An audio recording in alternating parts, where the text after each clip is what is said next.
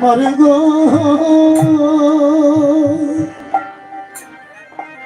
দয়াল গো অগো তুমি বিনে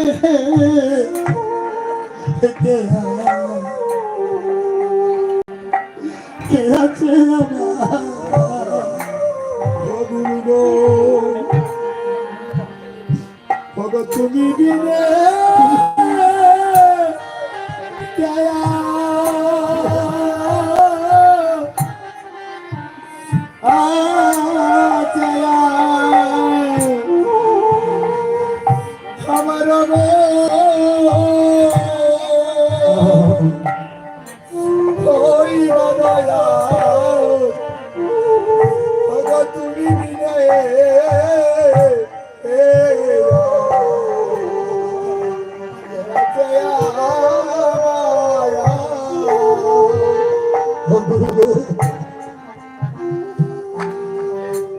তুমি বিনে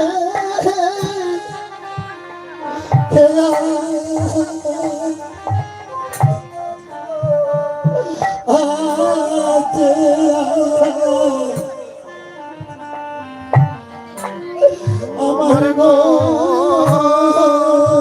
তুমি বিনে কে আমার গো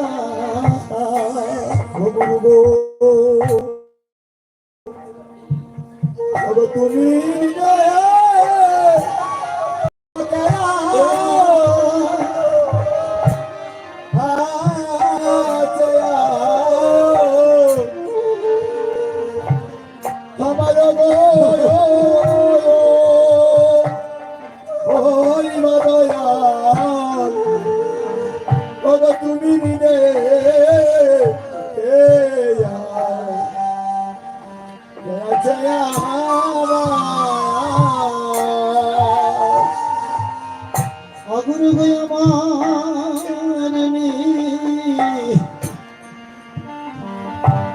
তোমার আছে মনে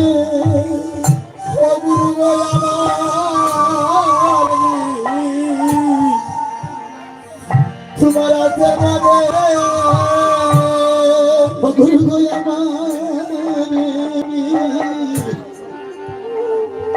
তোমার আছে মনে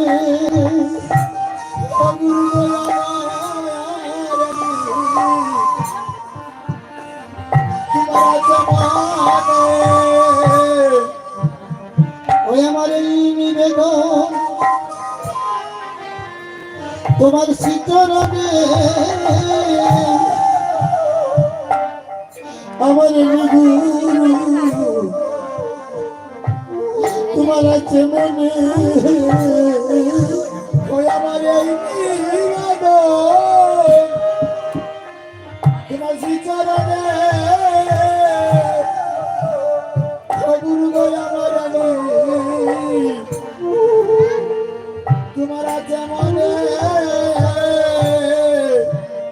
ওই আমার নিবেদন তোমার চরণে আমার গুরু তোমার আছে মনে ওই আমার এই নিবেদন তোমার চরণে গুরু তোমার আছে আমি জানি না ভজন জানি না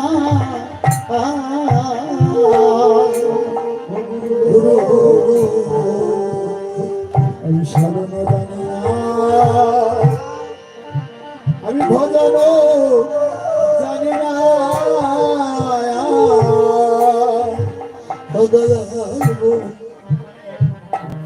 পাপে দুরাচার আমি ও দয়াল পাপে দুরাচার ও দয়াল দয়াল গো পাপি দুরাচার আমি ও দয়াল গো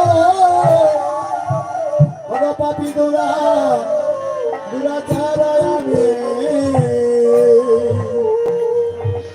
ও তোমার অকুল পাতা আমি না জানি সাঁতার ও তোমার অকুল পাতা আমি না জানি সাঁতার তোমার অকুল পাতা না জানি সাঁতার ও তোমার অকুল পাতা আমি না জানি সাঁতার পারের কান্দারি তুমি গুরু আমার পারের কান্দারি তুমি ওই আমার পারের কান্দারি তুমি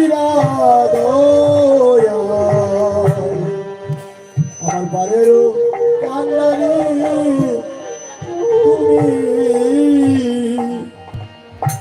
ও তোমার ব্যবসা করে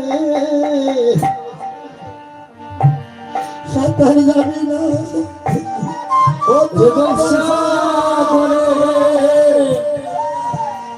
আমি সাঁতার জানি না ও তোমার ব্যবসা করে সাঁতার জানি না ও তোমার ব্যবসা করে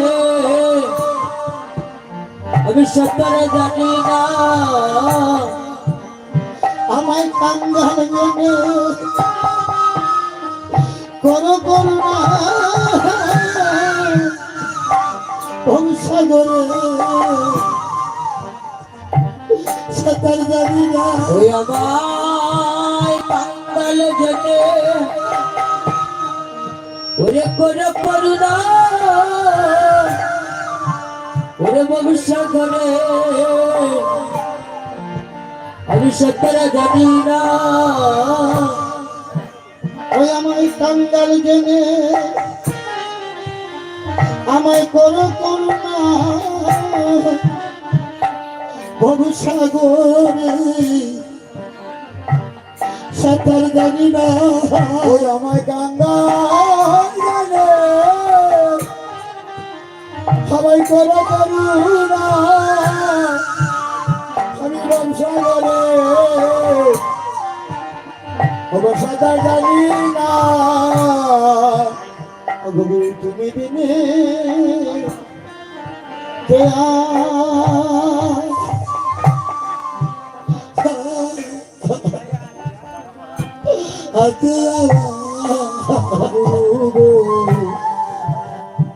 তুমি দিলে জয়া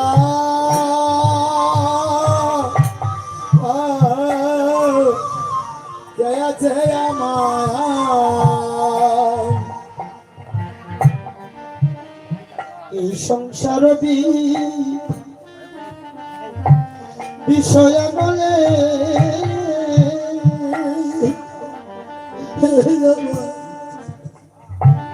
আমার দিবানিশি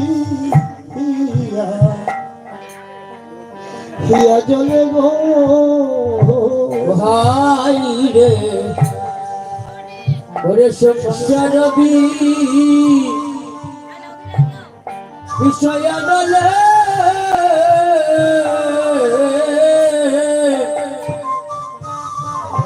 আমি দিবানিশি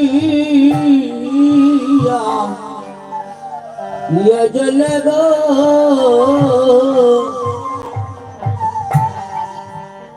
এই সংসার বিষয়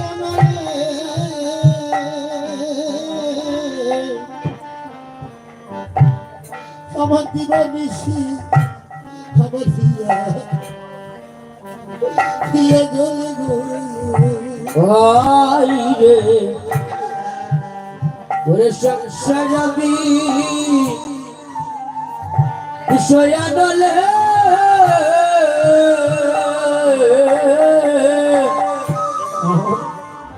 আমি দিবানিশি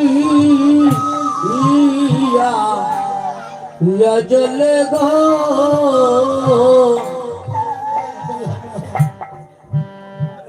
আমার না জানি কি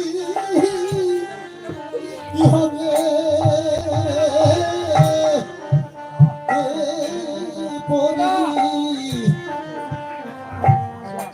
পরিভাবে গো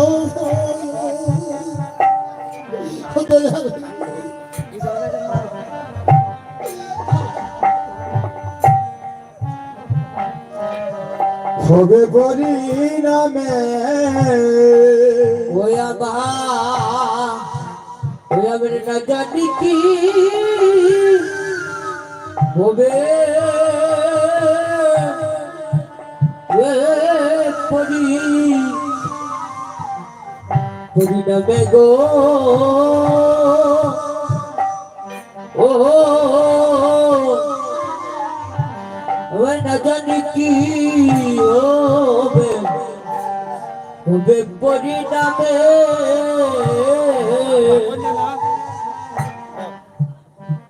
না জানি কি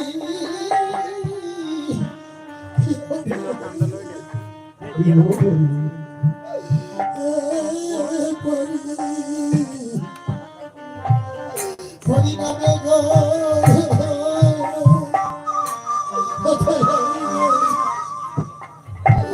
আমার না জানি কি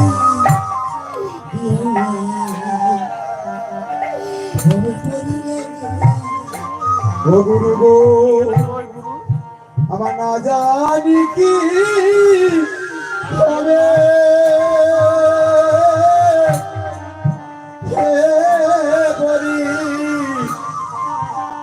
পরিণামে গো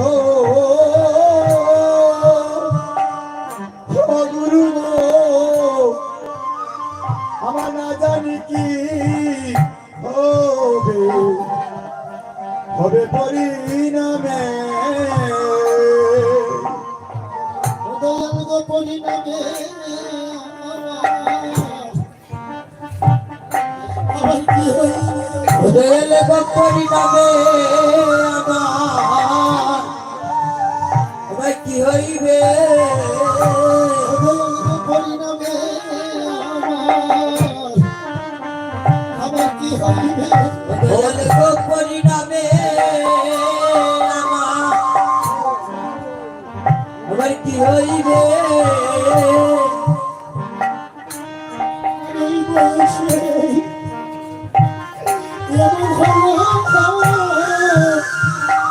পরিণামে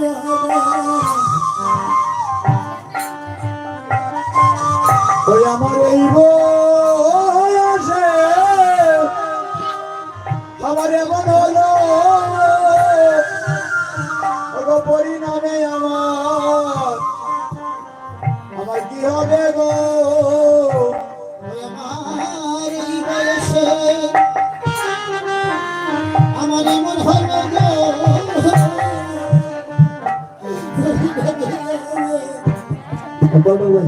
আমার কি হইবে ওই আমার এই বয়সে ওরে আবার হলো গো আমার পরিণামের গতি কি হইবে ও তোমার চরণ ছাড়া আমার চরণ ও তোমার চরণ করে নেব তোমার চরণ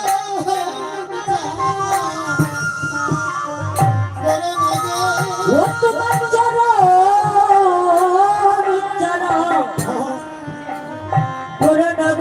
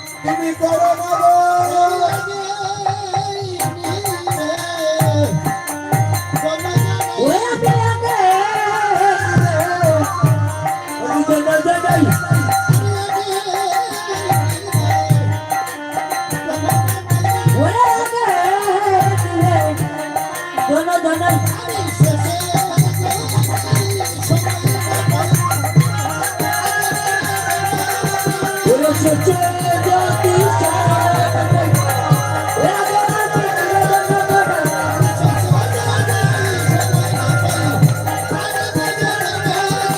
এসেছে যদি সময় পাই আগে থেকে জানা জানা হরি বল হরি বল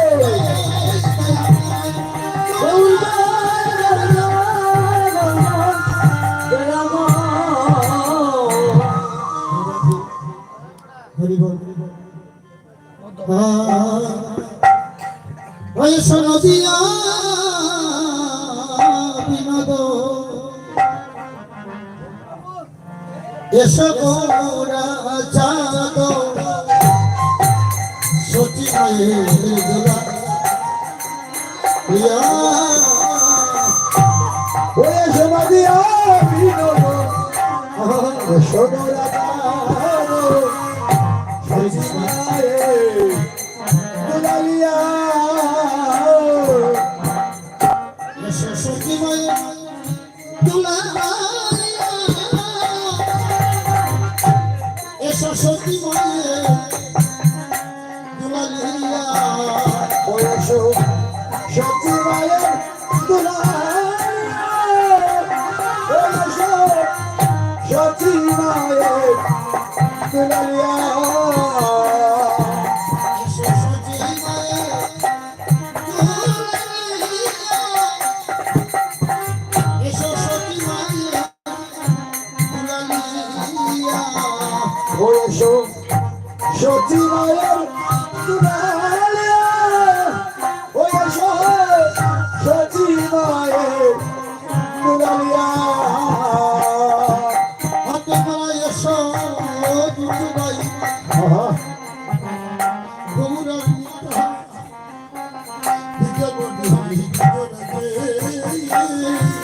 ও তোমরা এসো দুটু বাড়ি গৌরী তাই বিজমণি বিজ রাজা আমি বুঝি বছর ওরা বুঝি বচ্চন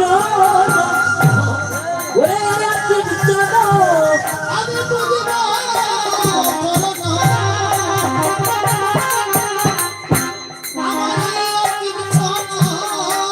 ওরা বুঝি বচ্চন ওরা রাখি চল কি করি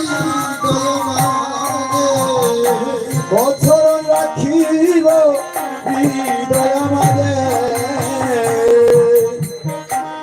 তোমার রাঙ্গা ছোট মধুবরঙ্গা চল আমি পূজা করিব তোমার রাঙ্গা ছোট পূজা করিব ওরে রঙ্গা চল আমি পূজা করিব আমার মনে বলো বড় আশা ছিল তোমার রাঙ্গা ছোট পূজা করিব ওই আমার মনে বড় আশা ছিল তোমার রাঙ্গা চরণ আমি পূজা করিব আমার মনে বড় আশা ছিল তোমার রাঙ্গা ছোট পূজা করিব ওই আমার মনে বড় আশা ছিল ওরে রঙ্গা চল পূজা করিব খবর কি আছে আমার পূজার পূজা কি আছে আমার পূজার উপাচার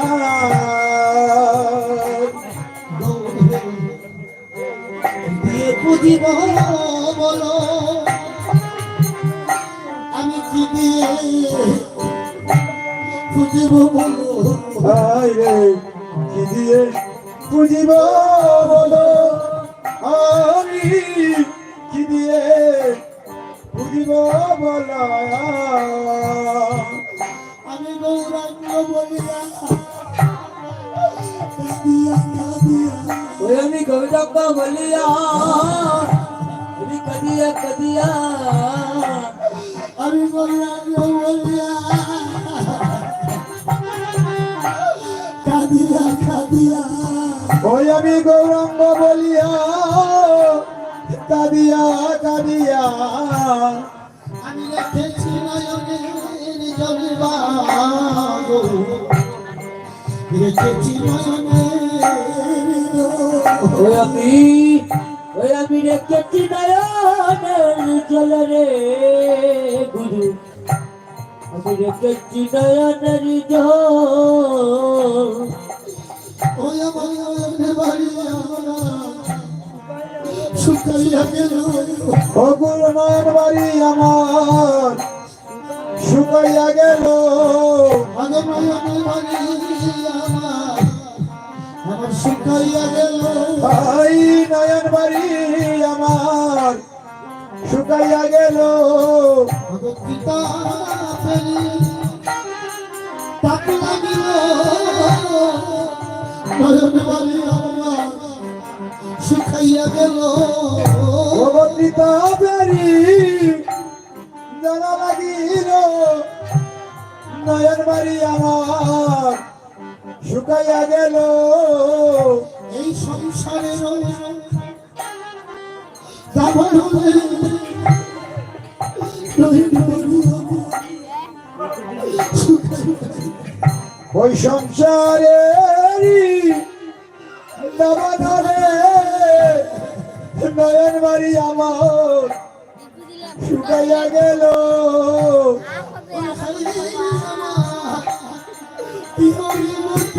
ওরে হায় রে আমার কি হবে গতি ওরে হায় রে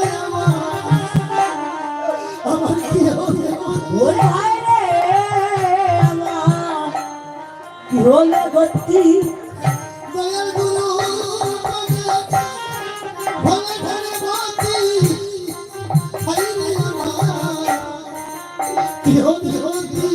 আইরে গুরু নামে ভোলে নমঃ আইরে আমার কি হবে গতি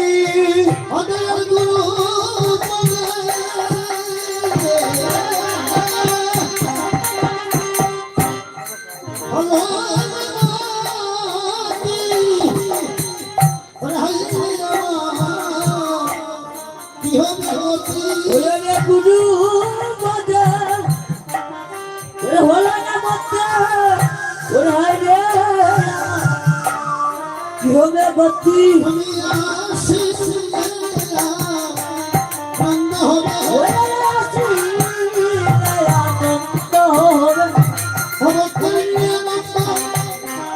আনন্দ হবে উত্তর নিরানন্দ বলে চলে আসিলে আনন্দ হলো উত্তর নিরানন্দ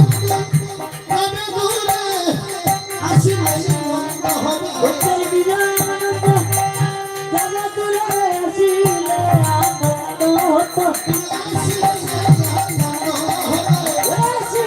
আনন্দ হতো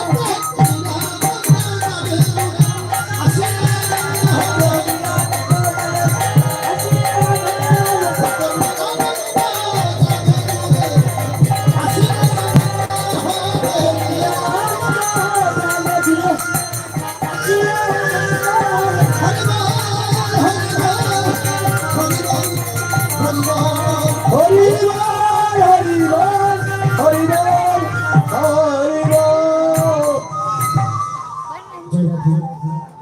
হরি বল হরে কৃষ্ণ জয় নিতাই ভাই এই কুড়া কমাই দে এই বাটার ভাই কই হরে কৃষ্ণ জয় নিতাই শুধু আমার ভক্ত ভোলা কৃষ্ণ নজত সাধুগুরু বৈষ্ণব বৈষ্ণবী বাবারা ভাইরা মায়েরা লক্ষ্মীবতী বোনেরা আপনাদের সুকান করতে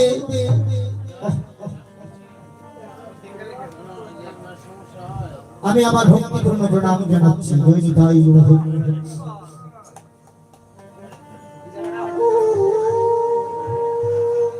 আজকে বিশ্ব শান্তি কামনা করে জগতের মঙ্গলের তরে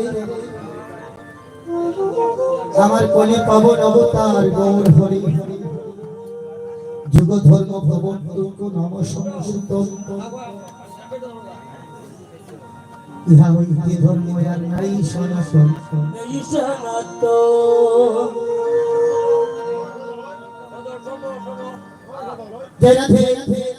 বাটার ভাই কই ডিস্টার্ব করতে বুঝে না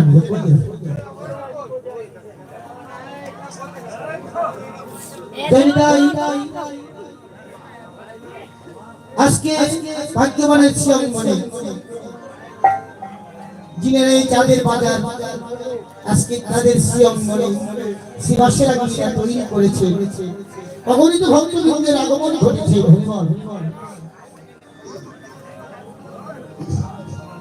যার ভাগ্য তার যোগ্য, এই হরিনাম যোগ্য দেওয়া যার ভাগ্যে ঘটে না বাবা। তাই ওনাদের পূর্বপুরুষের মঙ্গলার্থে জগতের শান্তি কামনায়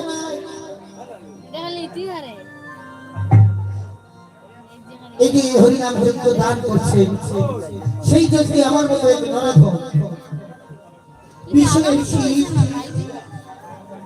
সাধন ভজনহীন জানিনা কোন জনমের সঙ্গে আজকে আপনাদের মতো সাধন বৈষ্ণবদের চরণ দর্শন করার সৌভাগ্য হয়েছে। তাই কৃষ্ণ কথা, ভগবানের কথা, ভগবানের গুণগান কীর্তন করা তুমি হইবা বুঝে না? দেখো না নষ্ট করবে। হরে কৃষ্ণ। তাই আজকে এক শাস্ত্র হয়েছে ভগবত শাস্ত্র, এক শাস্ত্র হয়েছে ভগবত শাস্ত্র, আরেক শাস্ত্র হয়েছে ভক্তি রসপথ। ঠিক আছে ঠিক আছে।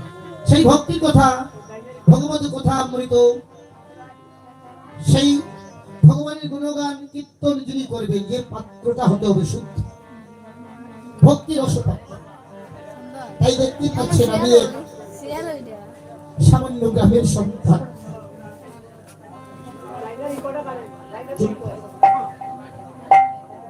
আমি একটি নরাধম সাধন ভোজনহীন। আমি জানি না কোন জনমের স্বীকৃতির ফলে আপনাদের মতো সাধু বৈষ্ণবদের চরণ দর্শন করার সৌভাগ্য হয়েছে। তাই জানি না কতটুকু আনন্দ দান করতে পারবো, তবে শুনেছি সাধুগুরুর কৃপা হলে নাকি আমার প্রাণ গোবিন্দের কৃপা হয়ে যায়। সেই ভক্তিটা যেন আমার থাকে, আমি যেন গোবিন্দ চরণে সমস্ত অর্পণ করিয়া আমার জীবনটাকে উৎসর্গ করতে পারি। কারণ জীবনে চাওয়া পাওয়ার কিছু নেই। দুদিনের সংসারে এসেছি, দুদিনের সংসারে এসে আমরা পথিকে পথিকে পথের পরিচিত হয়েছি। ছিলাম কোথায়, ছিলামই বা কোথায়, আবার যাবই বা কোথায় কেউ জানি না। তাই যতদিন বেঁচে থাকবো ততদিন পর্যন্ত যেন আপনাদের মতো ভক্ত সঙ্গ করে, সাধু সঙ্গ করে জীবনটা কাটাতে পারি। জয় নিতাই গৌর।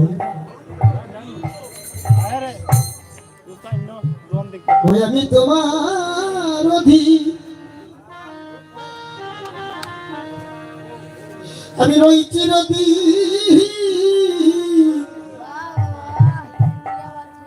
তোমারি প্রকাশী, আমি তোমার অধীন, আমি রয়েছি নদী, তোমার প্রকাশী, আমি কিসে দোষী বদলে, আমি কিসে দোষী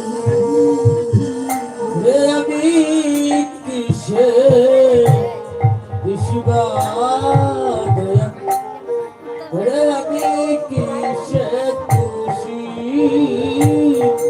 এই জন্য তোমার অধীন হয়ে চলতে পারি প্রভু গো, কারণ আমার ইচ্ছাধীন কোনো কিছু হয় নাই। তুমি এই সংসারে এনেছো, আমি এসেছি, তুমি আনিয়াছো, আমি আসিয়াছি।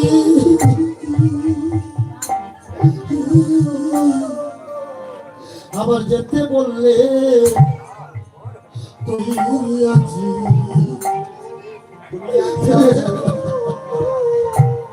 আমি আসিয়াছি,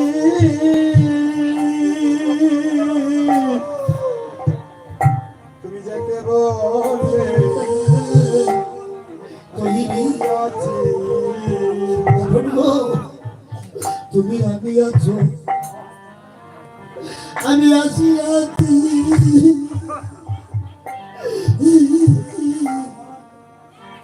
আবার যেতে বললে তুমি আছো, আমি আসিয়াছি,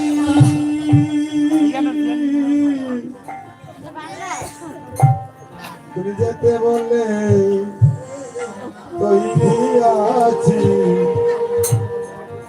তুমি না চাইতেছ, আমি নাচিতেছি। বসতে বললে বসি। ও তুমি না চাইতেছ, আমি নাচিতেছি। তুমি বসতে বললে বসি। তুমি না চাই, আমি নাচিতেছি। তুমি বসতে বললে বসি। ও তুমি না চাইতেছ, আমি নাচিতেছি। তুমি বসতে বললে বসি। এখন আমি কিসে খুশি গো দয়াল, আমি কিসে খুশি। আমি কিসে খুশি বাবা, আমি কিসে খুশি। তুমি আনিয়াছো প্রভু গো, তুমি আনিয়াছো এই সংসারে। যদি তুমি না আনতে আমার আশার সাধ্য হইত না। তুমি আনিয়াছো, আমি আসিয়াছি। আবার যখন তোমার আদেশ হবে যেতে বললে আমি তৈরি আছি। আমরা কেউ বলতে পারবো না যে আমি মরবো না। আমার দাদা মরে নাই, আমার বাবা মরে নাই, আমার বড়দাদা মরে নাই। সংসারের অসংখ্য সঙ্গে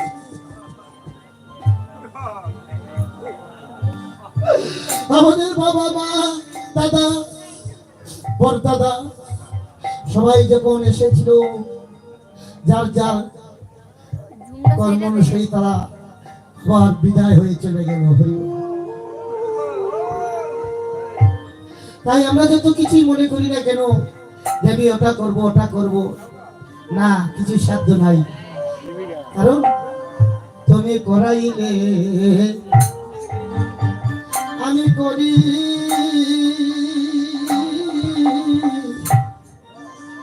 তুমি না করাইলে আমি কিসে পারি।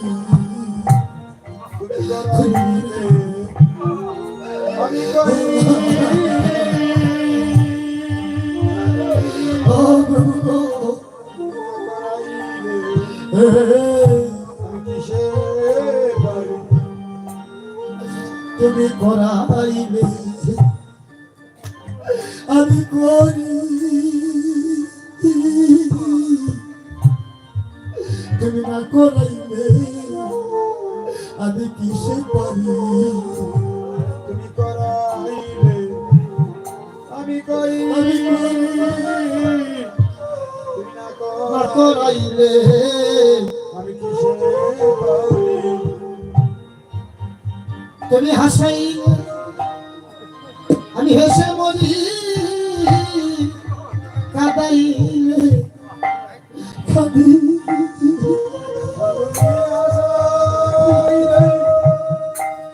আমি হাসিয়া মরে তুমি কাদাইলে কাঁদি। ও তুমি হাসাইলে আমি হাসি কাদাইলে কাঁদি। ও তুমি হাসাইলে আমি হাসি, তুমি কাঁদাইলে কাঁদি। অদয় আমি কিসে বসে গো দয়া আমি কিসে দোষী। ওরে আমি কিসের দোষী বাদয়া, ওরে আমি কিসের দোষী। তাই ভগো প্রভু গো, এরপরে যদি তোমার চরণে আমি অপরাধী হয়ে থাকি, আমি যদি তোমার চরণে অপরাধী হয়ে থাকি, তাহলে তুমি আমাকে শাস্তি দিও। কি শাস্তি? যদি তোমার সুবিচারে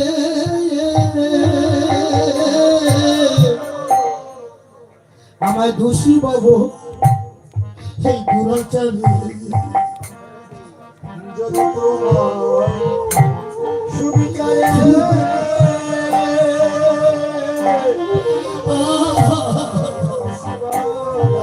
দোষী বাবু দুরাচারে আমায় পাঠাইয়া দাও দীপান্তরে বৃন্দাবনে কি কাশী। ওই আমায় পাঠাইয়া আমার পাঠাইয়া দাও বৃন্দাবনে কাশী। ওই আমায় পাঠাইয়া দাও দীপান্তরে বৃন্দাবনে কি কাশী। ওই আমায় পাঠাইয়া দাও বিপন্দরে, ওরে বৃন্দাবন কি কাশী। যদি তোমার সুবিচারে তোমার বিচারে যদি আমি অপরাধী হয়ে থাকি প্রভু গো, তাহলে আমাকে দণ্ড দিও, আমাকে শাস্তি দিও। শাস্তিটা যেন এই হয়, আমি যেন দীপান্তরে গেল কাশী বা বৃন্দাবন যেতে পারি। হরিবল হরিবল। অগ বলে পাগল দ্বিজ দাসে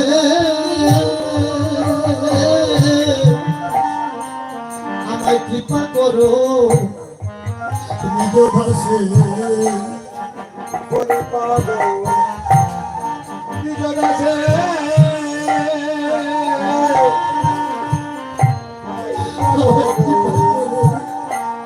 নিজ দাসে। এই জন্য নিজ যতন মাসে আমি আর যেন না আসি। আই এই যত নিজ যত আমি আর যেন আসি। ওই আমি জন নিজ যতন মাসে আমি আর যেন না আসি। আই আমি যেন নিজ যত মাঝে আমি আর যেন আসি। আমি কিসে খুশি গো দয়া, আমি কিসে খুশি। ওই রে আমি কিসের দোষী বাদয়া, ওরে আমি কিসের দোষী। ওই আমি তোমার অধীন রহিছি রহিন, তোমারই প্রত্যাশী। ওই আমি তোমার অধীন রহিছি রহিন, তোমার প্রত্যাশী। আমি তোমার অধীন রহিছি রহিন, তোমার প্রত্যাশী।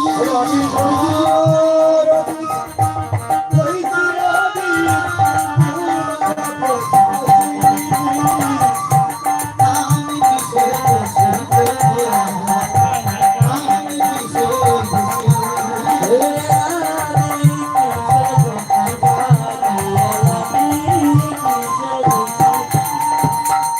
জয় রাধে। তাই আমাদের সমস্ত জীবনের চলার পথে যা কিছুই কাজকর্ম সমস্ত কিছু যদি গোবিন্দ চরণে অর্পণ করে চলতে পারি তাহলে আমাদের মানব জন্মটা ধন্য হবে হইব। যাই হোক, এই যে আজকে আপনারা এই ঠান্ডা রাত্রিতে কৃপা করে ভাগ্যবানের শ্রীঅঙ্গনে এসেছেন, এই সেবা সাঙ্গীরাকে আজকে ধন্য করেছে। তাই আপনাদেরকে পেয়ে আমি নিজেকেও ধন্য মনে করছি। জয় নিতাই গৌর। তাই কলিপাবন অবতার গৌর সুন্দর কৃপা করে এই কলিযুগকে ভাগ্যবান করিতে, কলিযুগকে ধন্য করিতে আসবেন নবদ্বীপে। প্রেমের বন্যায় জগৎকে ভাসাবে বলে তিনি নাম প্রেম নিয়ে এসেছেন। গুলোকে যে নাম গোপনে ছিল, যে নাম অনর্পিত চলিনি চিরাত, করুণা অবতীর্ণ করুন। চৈতন্য চরিতামৃতে শ্লোকে বলছেন, অনর্পিত চরিনি চিরাতে করুণা অবতীর্ণ করুন।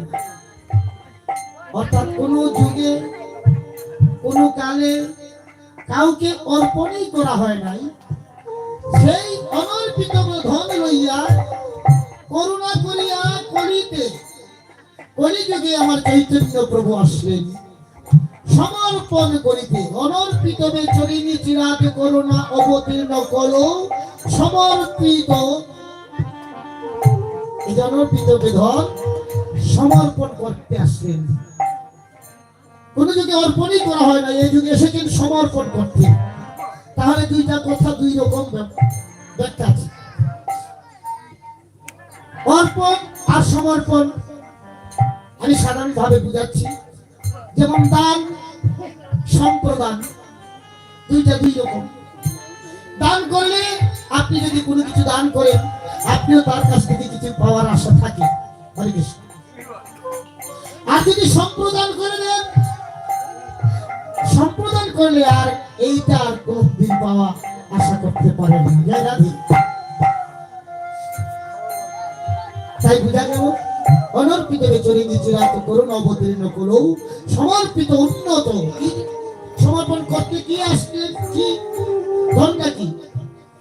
উন্নত। উন্নত মানে উন্নত রস, শ্রী ভক্তি। উন্নত রস সেটা সবচেয়ে উন্নত, অনেক উপরে। সেই শ্রী ভক্তি, ভক্তিটা জগতে প্রচার করতে আসলেন। হরি হরি বল। তাই যতদিন পর্যন্ত আমরা এই ভক্তিটা, এই রস আমরা আস্বাদন করতে না পারবো, ততদিন শুধু আশা দাও ওই সার। হরি বল। হরে কৃষ্ণ। তাই আসুন আমরা সবাই মিলে আমরা প্রেমের বন্যায় যদি ভাসতে পারি, তবে আমাদের মানব জন্মের মুক্তি হবে। তাই মহাজন গাইছেন, অপ্রেমানন্দে পেতে হরি বল, হরি নামের বন্যা জেল। প্রেমানন্দে একবার হরি বলো, হরি নামের বন্দা জেলো। হরি বল। ও মায়েরা ঘুমাচ্ছেন নাকি? একটু উন্নতি করেন। প্রেমানন্দে পেতে হরি বল, হরি নামের বন্যা জেল। হরি বলো,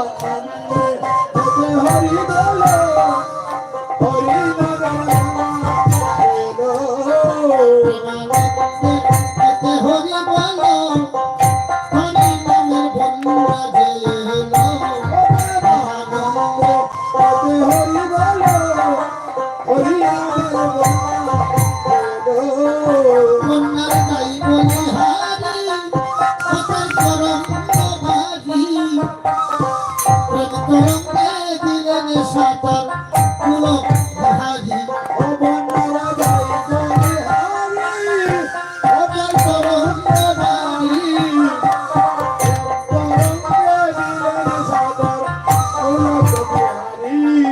প্রেমের জয় বলি হারি ও তার তরঙ্গ বাজি প্রেম তরঙ্গে দিলেন সাঁতার লোকে বিহারি ও বন্ধুরা জয় বলি হারে তরঙ্গবারি তরঙ্গে দিলেন সাগর পুলকে বিহারি ও তার সঙ্গে প্রভু ও তার সঙ্গে প্রভু নিত্যানন্দ পাতাল সাঁতার দিল সঙ্গে যাব ও সঙ্গে যাব নিত্যানন্দ পাতালে সাঁতার দিল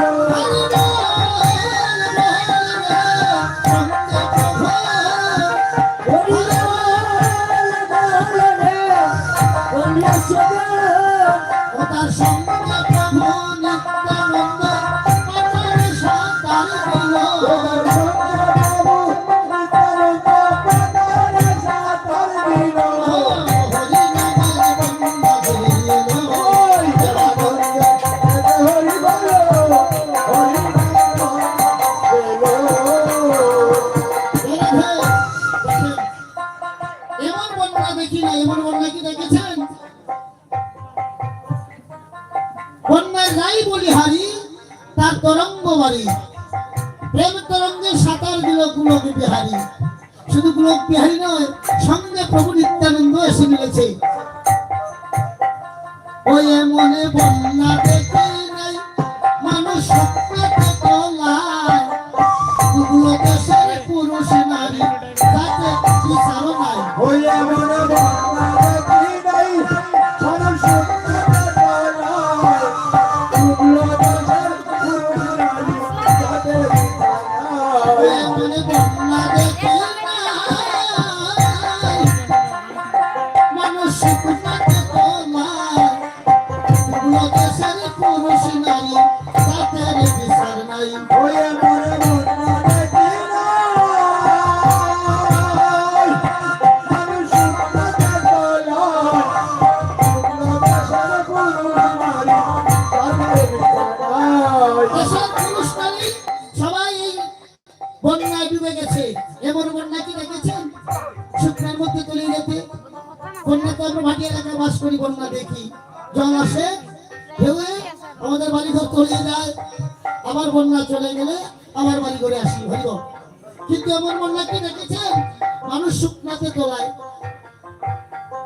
শুধু তাই নয়, ডুবলো দেশের পুরুষ নারী জাতেরও বিচার নাই। এই হরিনামের বন্যায় জাতেরও বিচার নাই। তার প্রমাণ ওই যে কাজীর ছেলে, ওই যে কাজীর ছেলে হরিদাস, সেও বুঝি ডুবে গেল। ওই যে কাদির চলে ও ওই যে কাদির চলে হরিদাস সর্বদি ডুবে রইল হরি বল বল রে কাজীর ছেলে, ও হরিদাস বল রে হরি বল বল রে কাজীর ছেলে। হরি বল রে কাতির চলে ওই যে কাজীর ছেলে হরিদাস, সেও বুঝি ডুবে গেল। ওই যে কাদির চলে হরিদাস সর্বদি ডুবে রইল হরি নামে বন্যা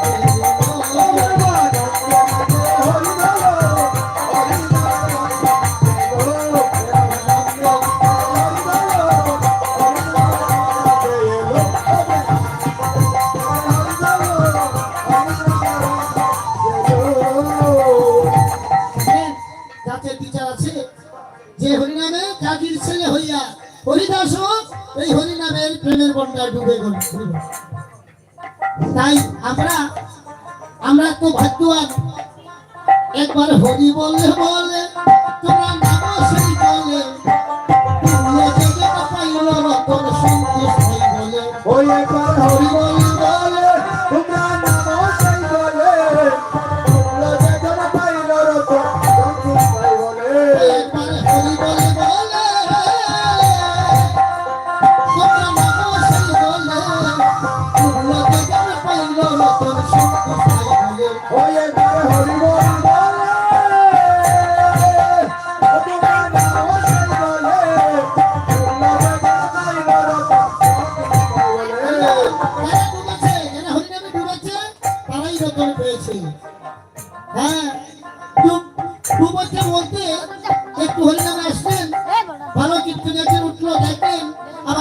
আজকে চলে গেলেন, এই ডুবা নয়, ডুবার মতো ডুবতে হবে। সামান্য একটু জলে নামলাম, একটা ডুব দিয়ে ভুট করে ভেসে উঠলাম, চলছে না। আগো ডুবার মতো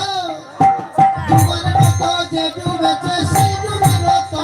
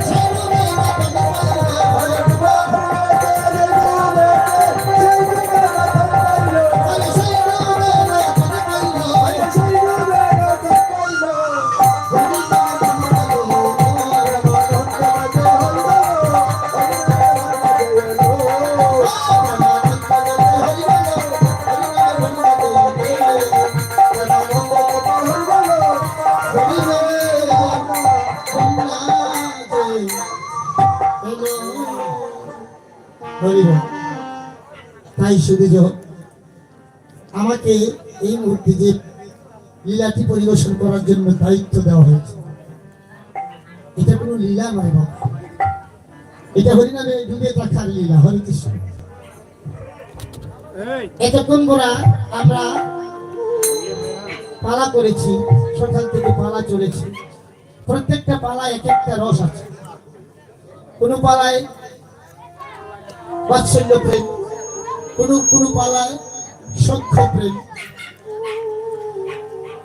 হ্যাঁ, পঞ্চরসের প্রেম সেই পালাগুলায়।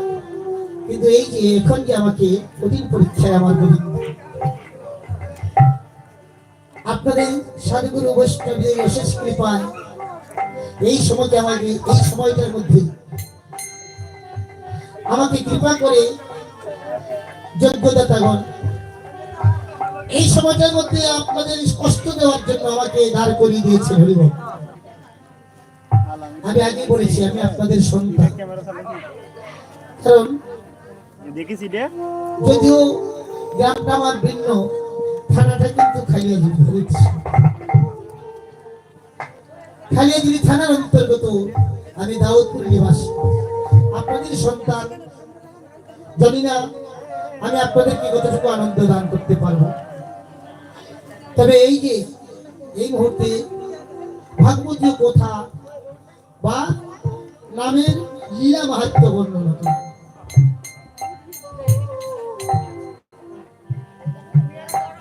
নাম কেমন করে প্রচার হলো, এই বাই দয়াল আসলো, কেনই বা আসলো। কলি পাবন অবতারে গৌর হরি, রাধার প্রেমঋণের শোধ পরিবার করে। ব্রজের খেলা চাঁদ নদিয়ায় আসলেন নিমাই চাঁদ হয়ে। আপনারা জানেন দাপর যুগের শেষ ভাগ আমার প্রেমময়ী রাধারানী প্রাণ গোবিন্দের কাছে বলেছিল, হে প্রাণ গোবিন্দ, আমি তোমাকে ভালোবাসি, এই জগতে তোমাকে সবাই ভালোবাসে, সবাই তোমাকে পেতে চায়, সবাই ডাকে, কিন্তু আমি তোমার নাম নেই বলে, আমি তোমার চরণে সেবা করি বলে জগতের সবাই কেন আমাকে কৃষ্ণ কলঙ্কিনী বলে ডাকে।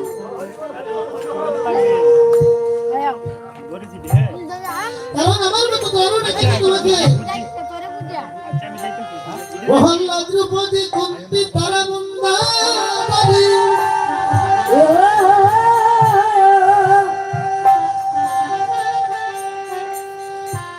তোমার চরণ ভজিয়া তারা সবাই হইল সখী। অহল্লাদ দ্রৌপদী, অহল্লাদ কথা তো জানেন না আপনারা, যে অভিশপ্ত হইয়া মানবী থেকে পাষাণে পরিণত হয়ে গেছিল, সেই অহল্লাদকে তুমি তোমার চরণের স্পর্শে, তোমার চরণে দানে, তোমার পরশে মনের পরশে পাইয়া অহল্লা মানবী হয়েছিল, পাষাণ থেকে উদ্ধার হয়ে মানবী হয়েছিল অহল্লা। তারপরে দ্রৌপদী যে পঞ্চস্বামীর ভোজনা করে এই জগতে সতী নাম ধারণ করেছে।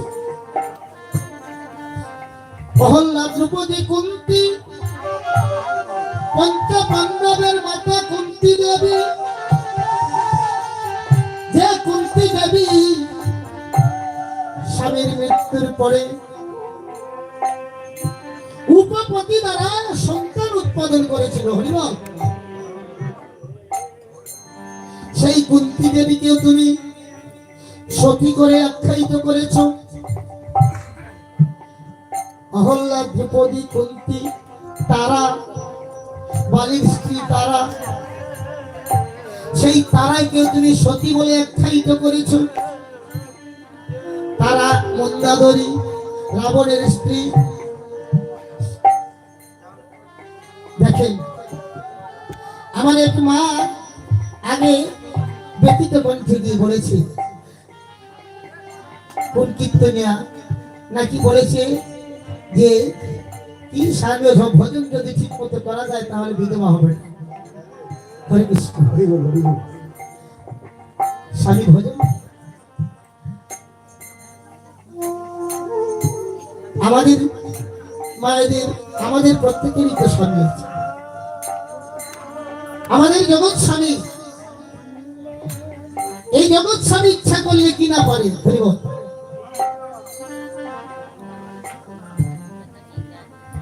এই যে কুন্তি দেবী এত বড় সতী, পঞ্চ পাণ্ডবের মাতা, তাহলে কি তাকে অশুদ্ধ বলা যাবে?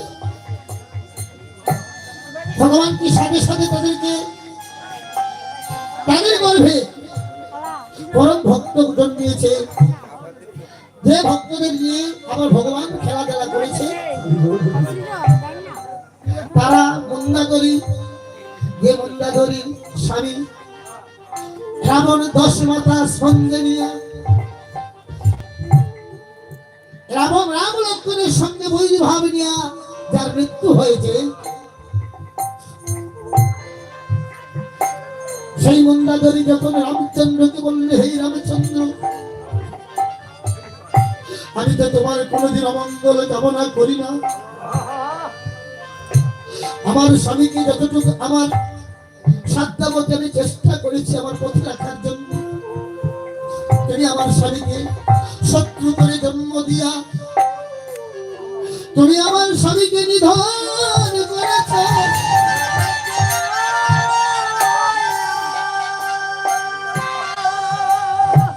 তাই নারীর সৌন্দর্য হয়েছে শঙ্খ সিঁদুর, এই শঙ্খ সিঁদুর আমারটা বঞ্চিত করতে হবে। জন্মের মতো আমার সাজার সিঁদুর থেকে, সৌন্দর্য থেকে বঞ্চিত করতে হবে। কি অপরাধ করেছি প্রভু? সেদিন আমার রাজি গোবিন্দ মন্দাদরীকে বলেছে, না মা তুমি পরম সতী, তোমার যখন এতই আকাঙ্ক্ষা শাখা সিঁদুরের, আমি তোমাকে কথা দিলাম তোমার শাখা সিঁদুর অক্ষুণ্ণ থাকবে। কেমন করে? তোমার স্বামীর চিতায় অর্থাৎ শাস্ত্রে আছে, স্বামীর চিতায় যতক্ষণ আগুন থাকবে ততক্ষণ পর্যন্ত সেই স্বামীর স্ত্রী সম্পূর্ণ আবরণ ঠিক থাকবে। তাই তোমার যখন এই বাসনে যাবো, আমি তোমাকে এই প্রার্থনা পূর্ণ করলাম, তুমি আজীবন শাখা সিঁদুর অক্ষুণ্ণ থাকবে। কেমন করে? তোমার স্বামীর আগুন অহরহ জ্বলতে থাকবে, পিপিলিকা কাষ্ঠ এনে দিবে, আর সেই কাষ্ঠ দ্বারা তোমার স্বামী আগুন জ্বলবে।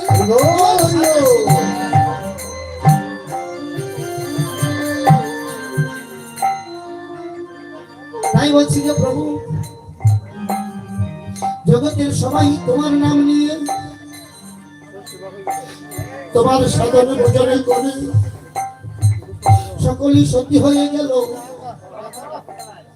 আর আমাকে তুমি কৃষ্ণ কলঙ্কিনী করে রাখলে। আমার ঘরেও জ্বালা, বাইরেও জ্বালা, আমার ঘরের বাদি কালে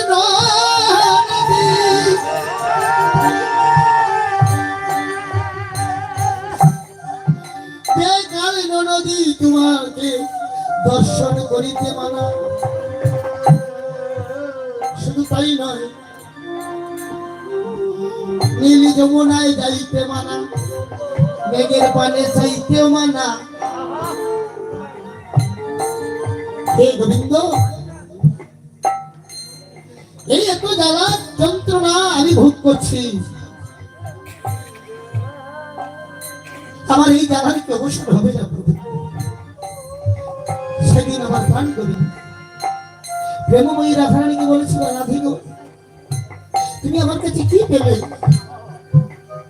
আমি তো তোমার এই প্রেমের প্রতিদান আমি কিছুই করতে পারবো না, আমি কিছুই করতে পারবো না প্রিয়। তবে তোমার এই প্রেম ঋণটা এই জন্মে আমি শোধ করতে পারবো না। আসছে আগামী জন্মে আমি কি করবো জানো? আমি তোমার মতো রাধা হইয়া জন্ম হইব। কেমন করে? আসছে বলি যদি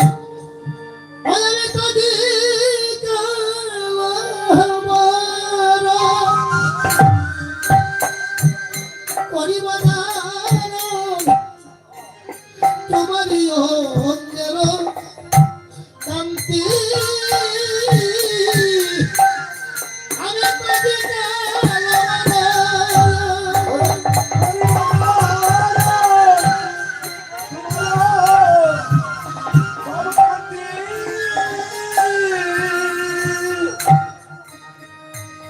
তজি কালো বরণ করি বস্ত্র তোমারই অঙ্গের কান্তি।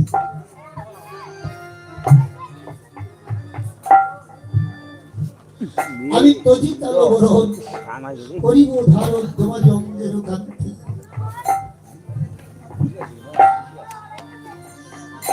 আমি তোমার বরণটা অঙ্গে ধারণ করে তজি কালো বরণ করিব ধারণ তোমারই অঙ্গের কান্তি। আমি ভেবে তব ভাবো ভব প্রেম ভাবো, আমি স্বভাবে চারিব দেহ, আমি দেহকে ত্যাগ করে এই দেহকে পরিবর্তন করিয়া আসছে আমি কলিযুগে গৌর হব গো, গৌর হব গো, আমি গৌর হব গো, গৌর হব গো। এখন ওইটা মাঝে আমি গৌর হব গো,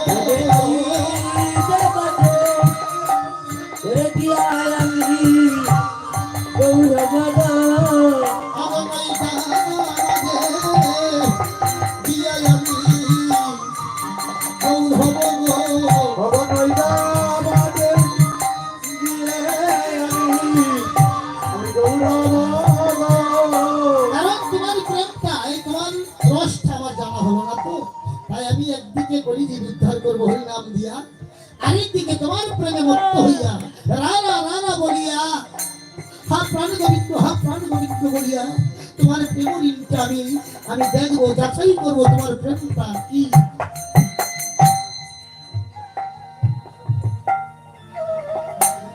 এই কথা দিয়েছিল হরিবল, এই কথা দিয়ে আমার প্রেমের ঠাকুর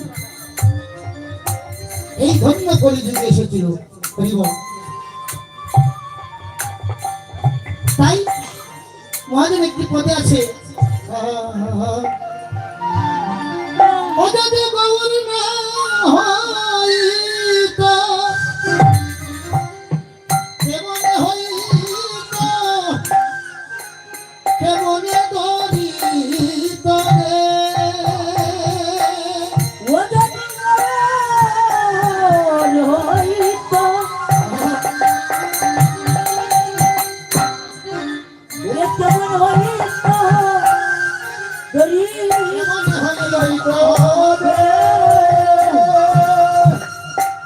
অজয় রাধার মহিমা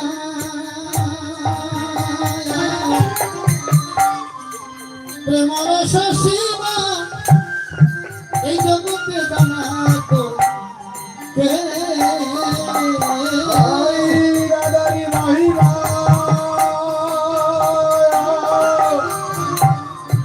প্রেমর সসীমা জগতে জানা তো রাধার মহিমা প্রেমর সীমা জগতে জানা তো কে। যদি এমন দয়াল না আসতো তাহলে এই রাধা প্রেম জগতে জানা হতো না। রাধা প্রেমটা কেমন করে জানালেন? আদে মদরে বিকেল মধুরি প্রবেশ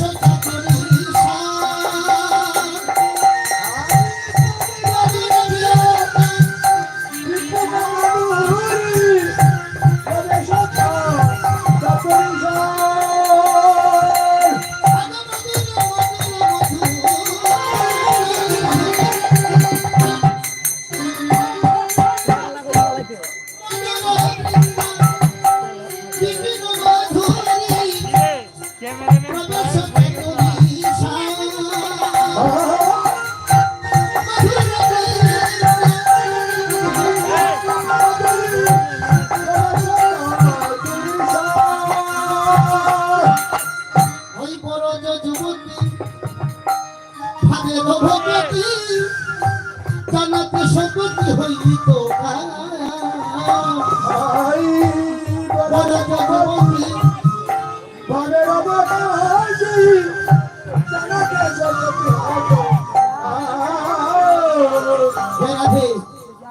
লক্ষ্য করুন কি বলছেন, মধুর বৃন্দা, মধুর বৃন্দা মানে বৃন্দাবনের বৃন্দাবনের কথা, সেই মধুর বৃন্দা বিপিন মাধুরী, বৃন্দাবনের সেই অমৃত লহরী, বৃন্দাবনের মধুর কথা প্রবেশ চাতুরী সাজ, অর্থাৎ বৃন্দাবনে ঘুরে আসা এক জিনিস, আর বৃন্দাবনে মজে থেকে রাধা প্রেমে মত্ত হইয়া কৃষ্ণচরণ ভজন করার এক জিনিস হইল।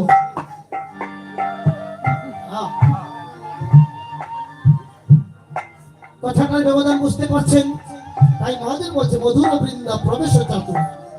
টাকা পয়সা থাকলে বৃন্দাবনে যাওয়া যায়, ব্যাপার নয়। বিভিন্ন সংস্থার মাধ্যমে বৃন্দাবনে যাওয়া কোনো ব্যাপার নয়, কিন্তু বৃন্দাবনে যাওয়া ঘুরে আসাই এক জিনিস, আর বৃন্দাবনে গোপী প্রেমে মত্ত হইয়া ভজন করে আর এক জিনিস। জয় রাধে রাধে। বিলাইট বিলাইট বাবা, বিলাইটটা থাকতো বাবা কৃষ্ণ বিলাইট। হরে কৃষ্ণ, জয় রাধে। তাই প্রত্যেকটা পদের মাধুর্যতা আছে।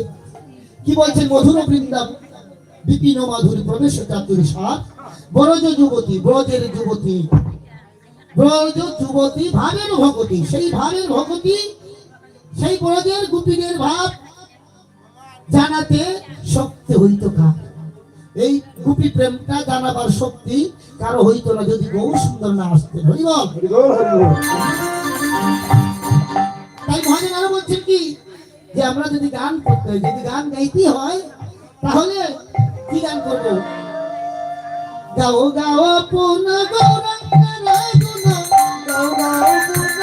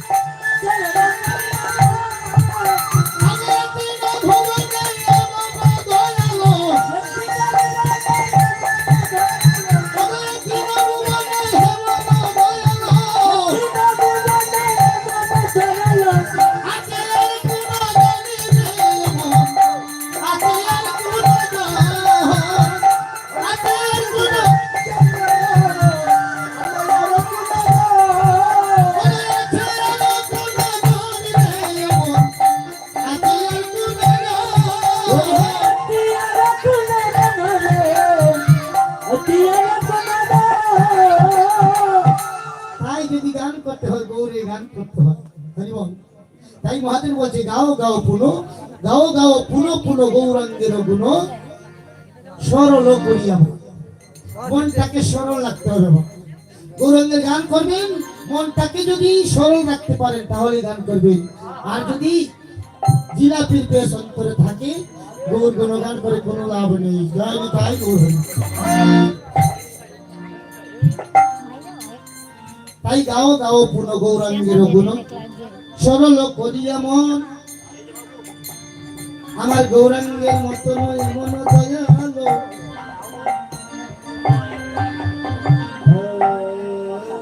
পুনো পুনো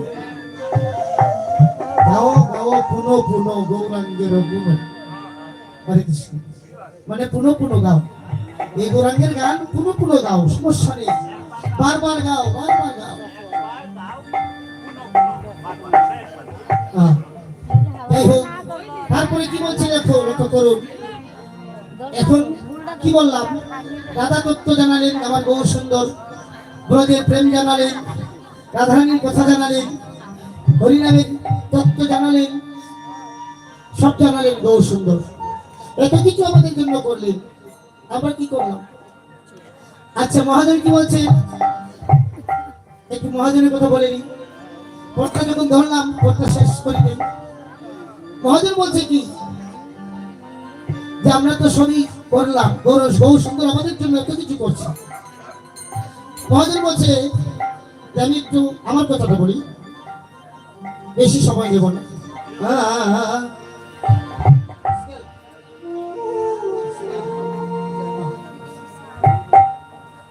আমার কথাটা তো হলো, আমি গৌরাঙ্গ বলিয়া না গেলাম গলিয়া, কেমন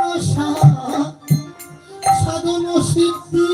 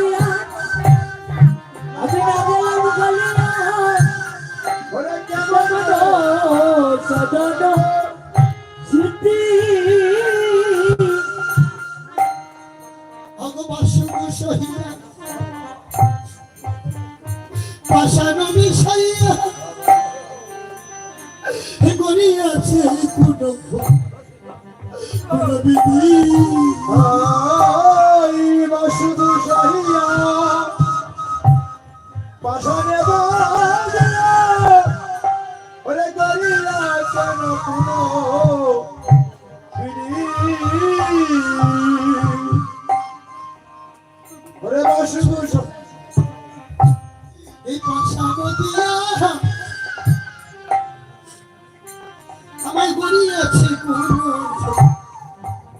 কোন বিধি, এই বাসুগু সহিয়া বাসনে বাজে গড়িয়েছে কোন বিধি। আগো কোন বিধি আমায় গড়িয়েছে রে,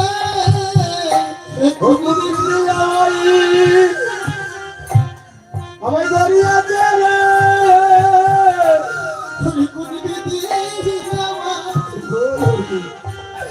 আমায় গড়িয়েছে রে, কোন বিধি আমায় রে গড়িয়েছে রে, এমন পাশানেরি হিয়া দিয়া কোন বিধি আমায় গড়িয়েছে রে,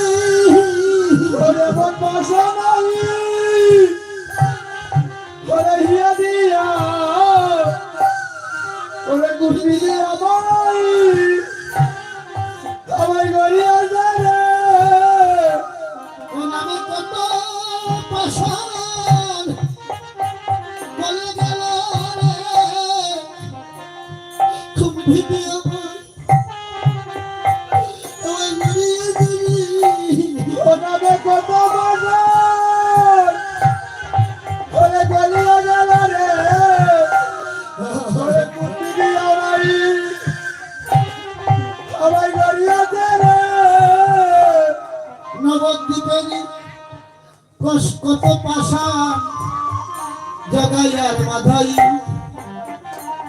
তারা হরি নামে গলে গেল চাপাল আর গোপাল তারা হরি নামের প্রেমে গলে গেল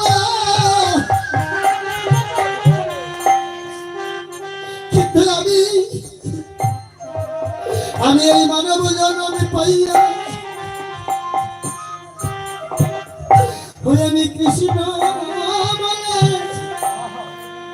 কাঁদিলাম না রে। ওই আমি কৃষ্ণ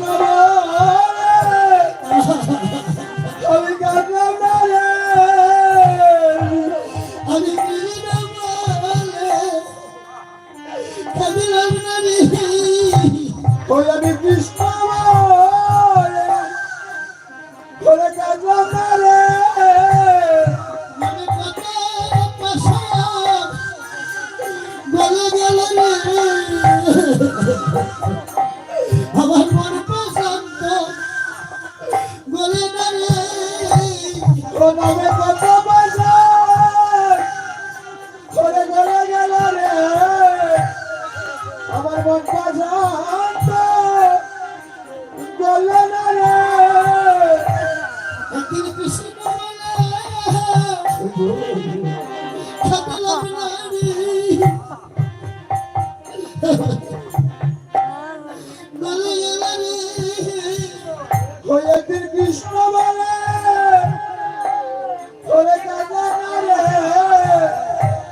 আমার মন পছন্দ গেল না রে। ওই আমার হেলা হেলা তিনি গেল রে আমি কৃষ্ণ কাঁদিলাম না রে। ওই আমার হেলা হেলা দিন গেল রে ওই কৃষ্ণ বলে ওরে কাঁদলাম না রে। ও শুধু আমার করিয়া গেলাম রে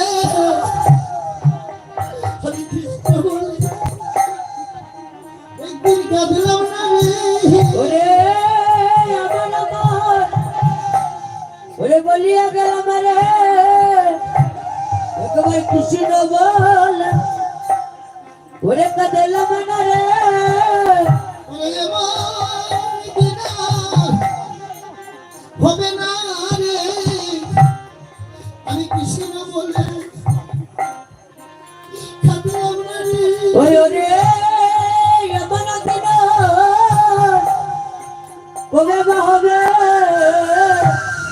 একবার কৃষ্ণ বলে ওরে কাঁদলাম না রে।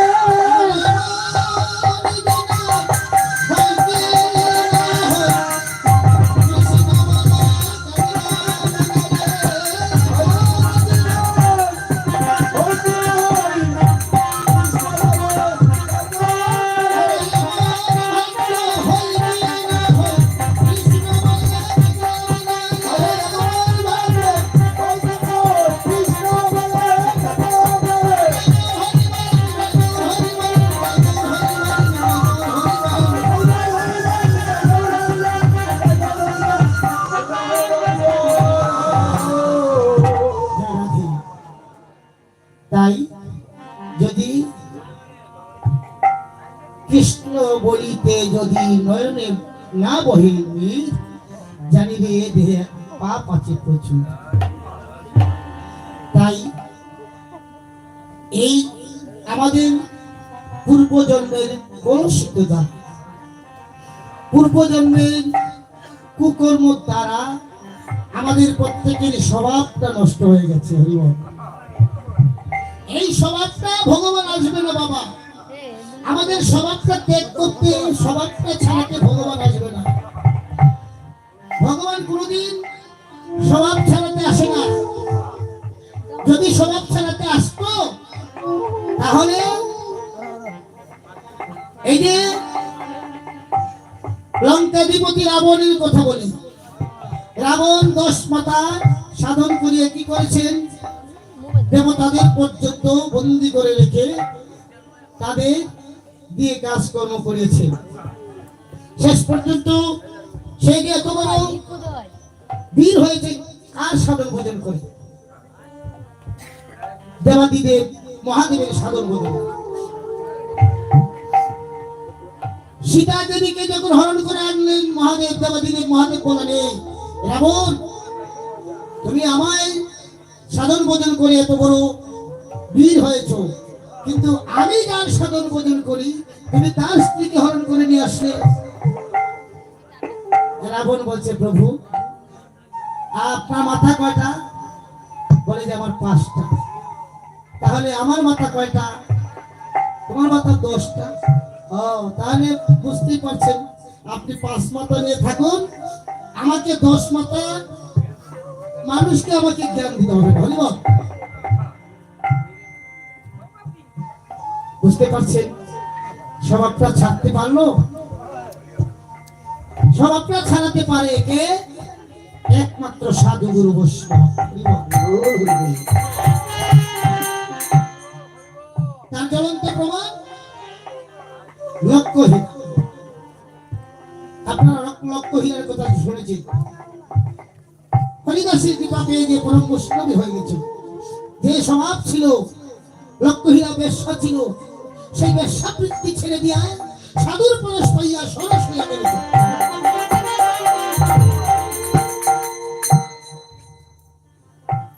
আরেকটা প্রমাণ দিতে বাবা, স্বভাব মানুষে ভগবান কোনদিন সারাতে আসে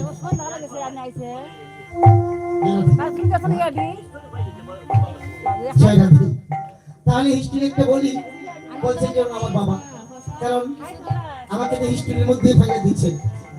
আপনাদেরকে তো চেষ্টা করতে হবে যাতে আপনারা একটু আনন্দ পান। যেমন মনে করুন একটা উদাহরণস্বরূপ, এই যে বললাম ভগবান যার যার স্বভাব ছাড়াতে ভগবান আসে। যদি কোন শক্তি দ্বারা কোন সাধু গুরুর বৈষ্ণবের পরশ হয়, সঙ্গ হয়, তবেই স্বভাবটা ছাড়াতে পারবে।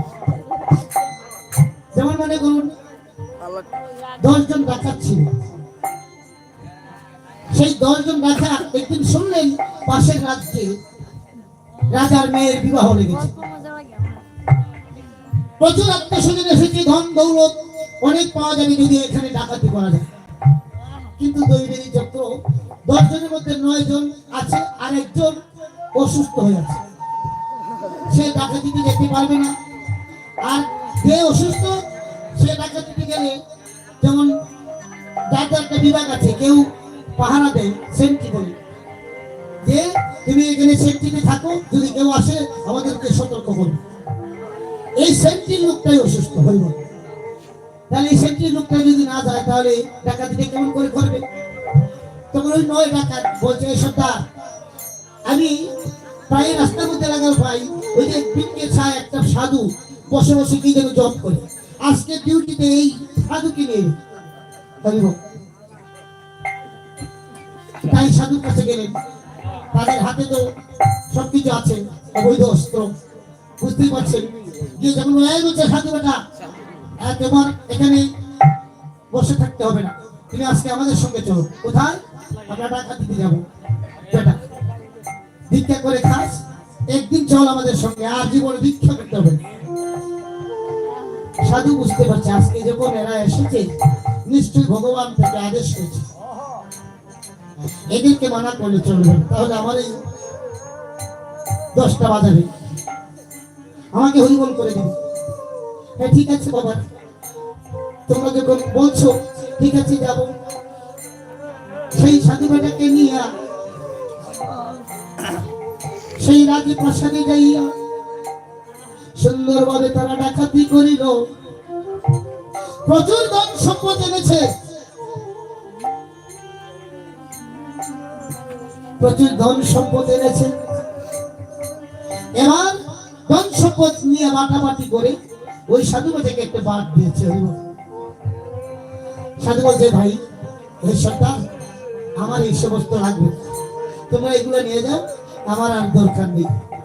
বলছে, বলিস কি বেটা, সারা জীবন বসে বসে খেতে পারবে, যে ধন এনেছি রাজ্যের বাড়ি থেকে না বাবু, না, তুই এগুলো রাখবে না, ঠিক আছে? তাহলে শোন, তুই যখন এগুলো রাখবে না, আমরা যতদিন ডাকাতি করবো তুই কিন্তু আমাদের সঙ্গে থাকতে হবে, আমাদের সঙ্গে থাকতে হবে।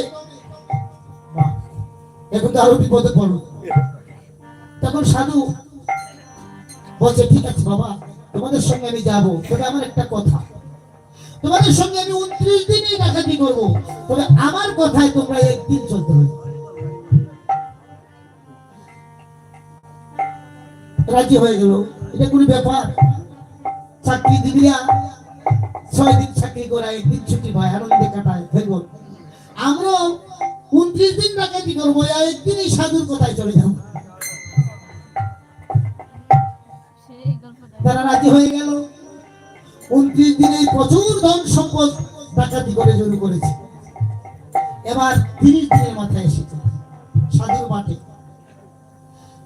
সাধু বলছে, হেই, আমরা তো 29 দিন ডাকাতি হয়ে গেল, এখন তো কাল থেকে এই সাধুর মাঠে আমরা, ঠিক আছে সাধু, বলো তো তুমি কাল থেকে আমাদেরকে কি করবে? বলছে, তোমরা কাল তো আমার কথায় চলবে, তোমাদেরকে বলে দিচ্ছি, 3:30টায় তোমরা স্নান, ব্রহ্ম মুহূর্তে উঠে স্নান করে এই যে তোমাদের দাড়ি গোঁফ ছেঁচে মাথা নেড়া করে আমার কাছে আসতে হবে, আমার আশ্রমে আসতে হবে। বলছে, আরে বলিস কি বেটা, হ্যাঁ, আমাদের এত শখের দাড়ি গোঁফ দ্বারাই তো ডাকাত চিনা যায়, হ্যাঁ, আমার এত সুন্দর দাড়ি গোঁফ আমি ছেঁচে দিব, তাহলে কি চলবে? না না। বলছে, না, তোমরা কথা দিয়েছো, দেখো তাহলে তোমরা কথার পরিচয় লাভ করবে, তোমরা মিথ্যাবাদী হয়ে যাবে না, ঠিকই তো।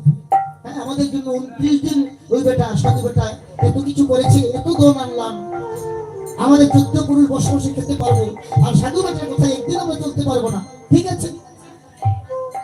সমস্ত কিছু মেলা করবো, 29 দিনের মধ্যে আবার কোথায় যাবে। হরি মেলা করে আসলেন সকালবেলা আসলেন, প্রত্যেকে ডাকাতের হাতে একটা করে জপের মালা দিয়েছে।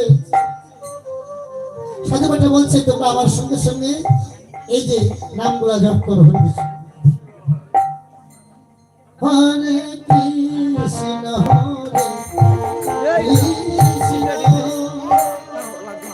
কৃষ্ণ কৃষ্ণ কৃষ্ণ হরে হরে হরে রাম হরে রাম রাম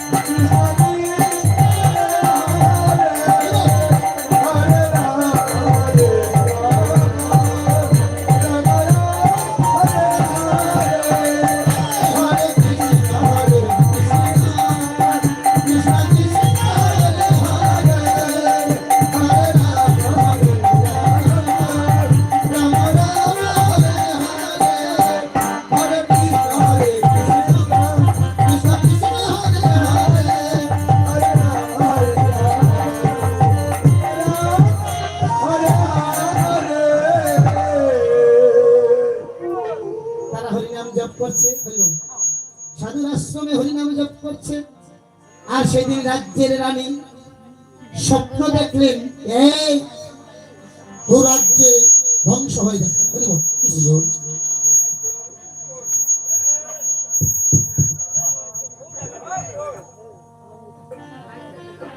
তোর তোদের রাজ্যটা ধ্বংস হয়ে যাবে। যদি বাঁচতে চাস, যদি রাজত্বকে রক্ষা করতে চাস, তাহলে এই গিয়ে দেখ 10 জন সাধু আছে ওই সাধুর কুঠিরে। এই 10 জন সাধু গেলে বৈষ্ণব সেবা দে, না হলে তোর রাজত্ব পুরে ছাই হয়ে যাবে।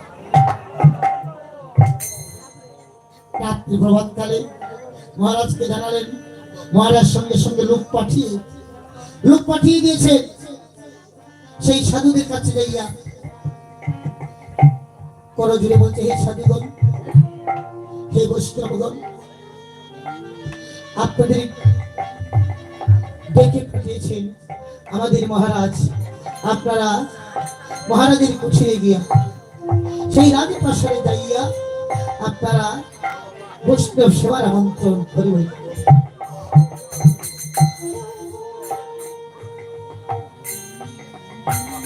সর্দার বলছেন, হ্যাঁ, কত ধন দৌলত আনলাম এই রাজপ্রাসাদ থেকে, আর আমাদেরকে সুন্দরভাবে আমন্ত্রণ জানাচ্ছে বৈষ্ণব হয়ে যাওয়ার জন্য।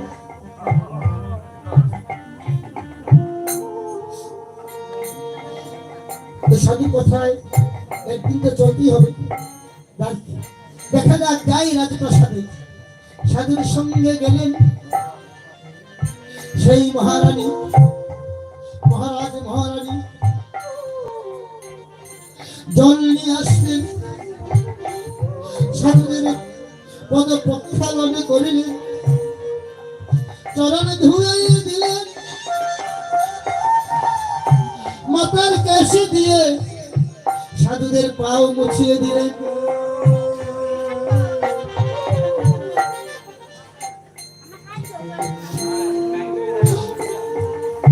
তাদের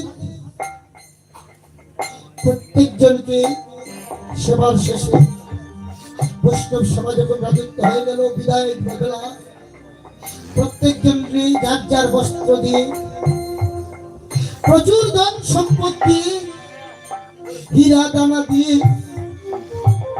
সাধুদেরকে বিদায় করিল। আশ্রমে আসিয়া সেই সর্দার সমস্ত ধন দৌলত যা যা পেয়েছিল সাথীদেরকে দিয়ে বলছে, তোমরা চলে যাও, তোমরা এগুলো নিয়ে এগুলো দিয়ে তোমাদের পুতনাতি খেতে পারবে, কোনো সমস্যা হবে না। আমি কেন জানি না আমার এই সাধুকে ছেড়ে যেতে বসে চাইছে।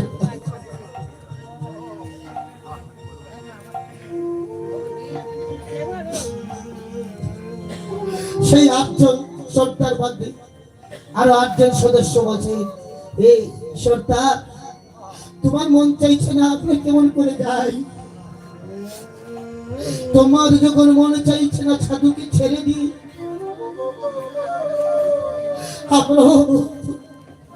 আমরা ওই সাধুর সঙ্গ পাইয়া আমাদের এই পাপ জনিত দেহ থেকে সমস্ত কিছু মুক্ত হইয়া গেল। আমরা সাধু সঙ্গ পাইয়া আমাদের মানব জনম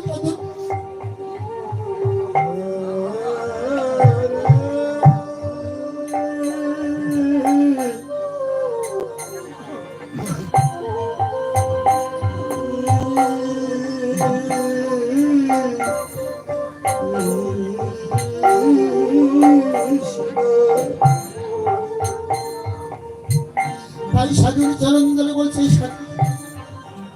হে প্রভু গো, তোমার চরণের স্পর্শে আমরা অশুদ্ধ থেকে আজ শুদ্ধ হতে চাই। তাই বলছি, ওগো প্রভু, তুমি দয়া করে আমাদের বাকি 29 দিন তোমার সঙ্গ ছাড়া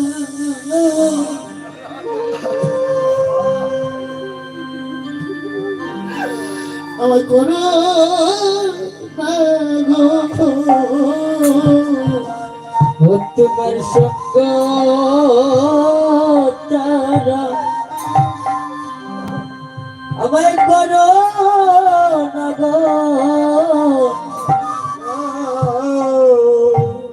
আমার সংকট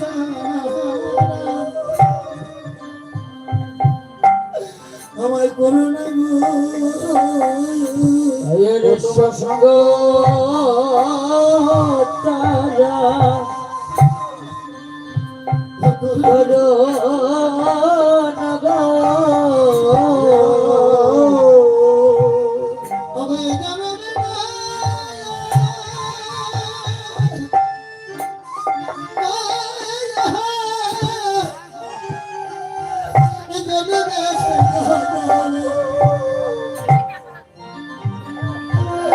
আমার সংকট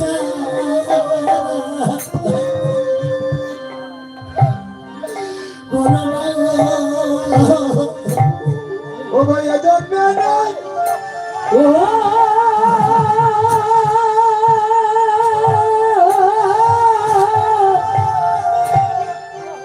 ওরে জনমে জনমে গো। ওরে সঙ্গ তারা করো না গো।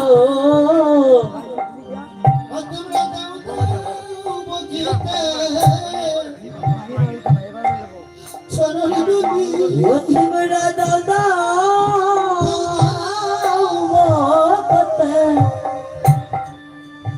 বক্কর চরণ দুলি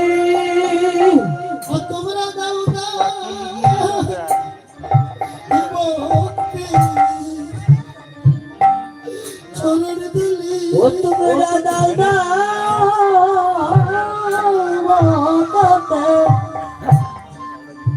বক্কর চরণ দুলি এই মানো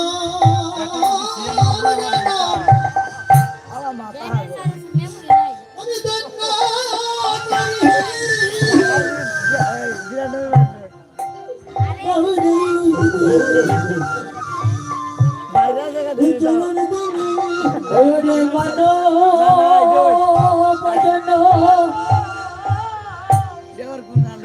ওরে দণ্ড করে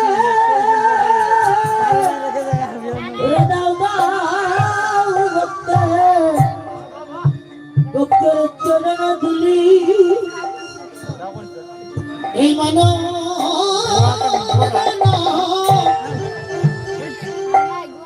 আমি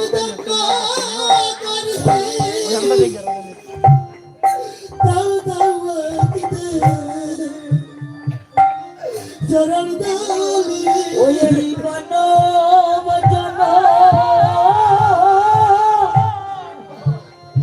ওরে দণ্ড করে দাও দাও ভক্তের চরণ ধুলি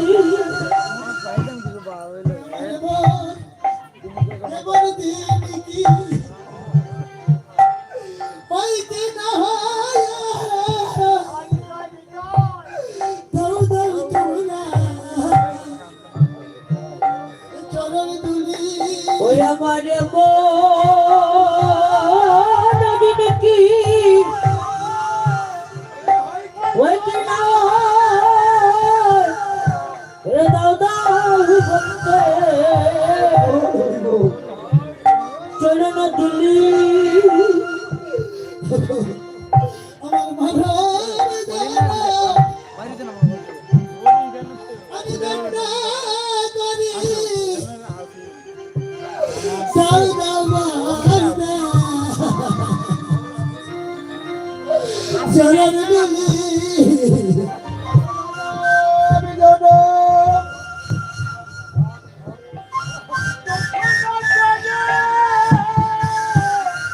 ওরে দাও দাও ভক্তে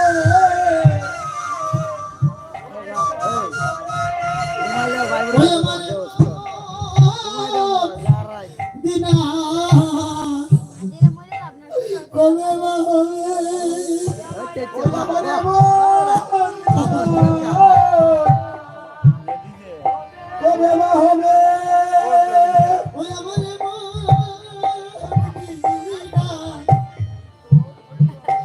কবে বা হবে?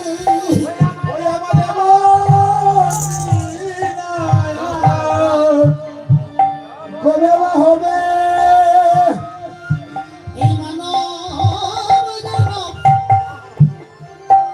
ধন্য হবে। আমার কবে বা হবে? ওরে বানো বাজানো ধন্য হবে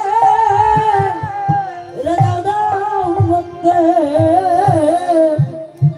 ভক্তের চরণে দিলি ও কবে কৃষ্ণ বলে আমার প্রাণে জানিলে রে এবার দিনা কবে বা হবে? ওরে কৃষ্ণ বলে ওর প্রাণে যাইবে রে ওরে দাদা ভক্তে যেন কবে আমার কৃষ্ণ বলে প্রাণে কাঁদিবে এমন দিনা কবে বা হবে? ওরে কৃষ্ণ বলে প্রাণে কাঁদিবে এমন দিন আরে কবে বা হবে এই মানব জনম ধন্য হবে। এমন দিনা ওরে মানব জন ধন্য হবে এমন দিন আরে কবে বা হবে আমার কৃষ্ণ বলে প্রাণে কাঁদিবে এমন দিনা কৃষ্ণ বলে প্রাণে কাঁদিবে এমন দিন আরে কবে বা হবে আমার মানব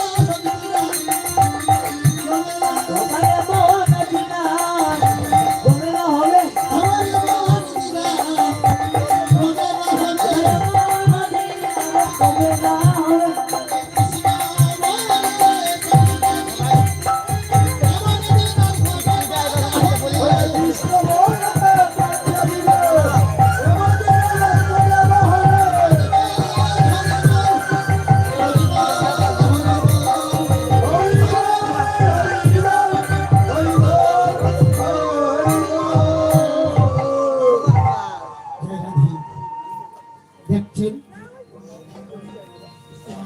ভগবান কি এসেছিল তাদের শক্তির ফলে এই সাধুগুরু কৃপা হয়েছে বিধায় তাদের এই পাপ দেহ থেকে মুক্ত হয়ে সাধুর পরশে সরস হইয়া গেলেন সেই গাছের তলায় এই 10 জন সাধুর দ্বারা একটা আত্রা হয়ে গেল প্রতি বৎসরে বৎসরে কীর্তনের মেলা জমে হরে কৃষ্ণ হরি বল।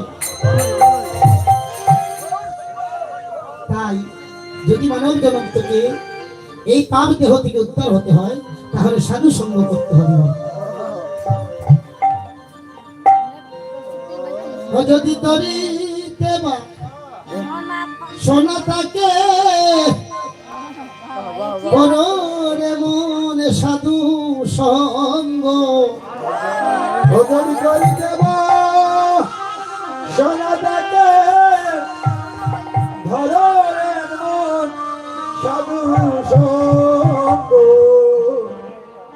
ও যদি তরিতে বা সোনা থাকে কররে মনে সাধু সঙ্গ যদি করি দেব সোনা তাকে ধরো রে মন সাধু সঙ্গ ভজনে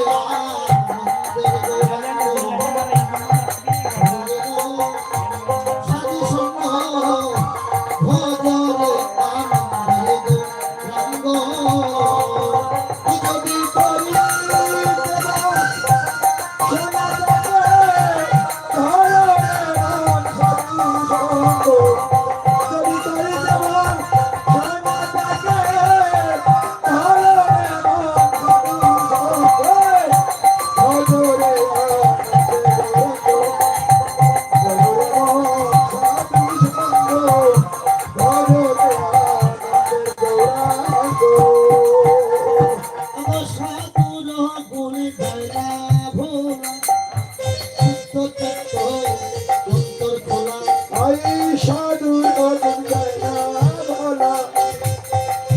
চিত্ত অন্তর গুলা সাধুর গুণ গায় না ভোলা, শুদ্ধ চিত্ত অন্তরে খোলা।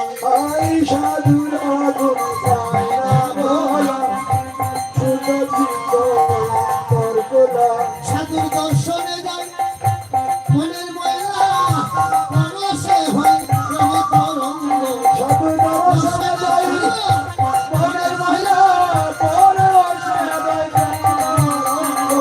সাধুর দর্শনে যায় মনের ময়লা, পরশে হয় প্রেমে তরঙ্গ।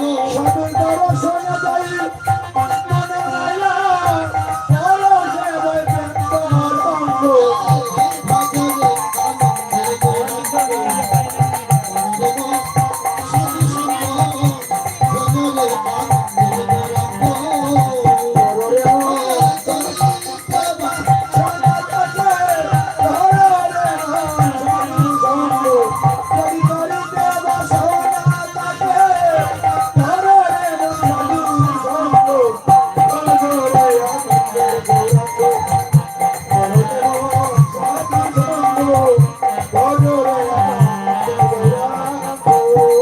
সাধুর গুণ গায় না ভোলা, শুদ্ধ চিত্ত অন্তর খোলা।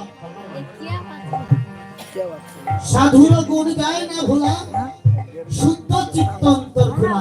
তার দর্শনে গায় মনের ময়লা, পরশে হয় প্রেম তরঙ্গ। হরি বল। আগো সাধু জনার প্রেমিলুরে, কত মানে মুক্তা জলে। আই সাধু জনার প্রেমিলুরে, কত মানে মুক্তা জলে। সাধু জনার প্রেমিলুরে, কত মানে মুক্তা জলে। আই সাধু জনার প্রেমিলুরে, কত মানে মুক্তা জলে। দয়াল সাধু জানে কৃপা করে, প্রেমময় হয় প্রেময়ঙ্গ।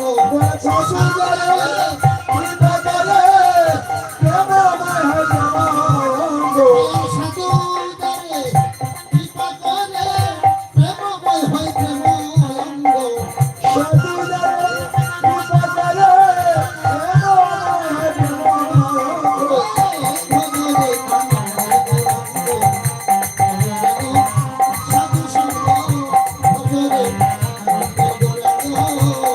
ও কবি করি দেবার সনাতনে ধরে রে সঙ্গ। করি দেবা সনাতনে ধরে রে সঙ্গ। ধরে রে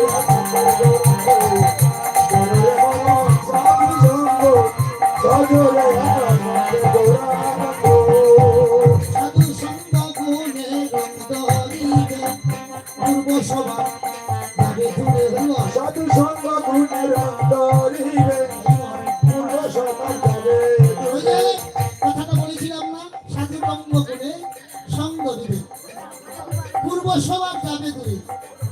সাধুর রঙ্গ, সাধু সঙ্গ গুণে রঙ্গ দিবে, পূর্ব সবার যাবে দূরে। সাধু সঙ্গ গুণের অন্তরিবে পূর্ব সভা যাবে দূরে।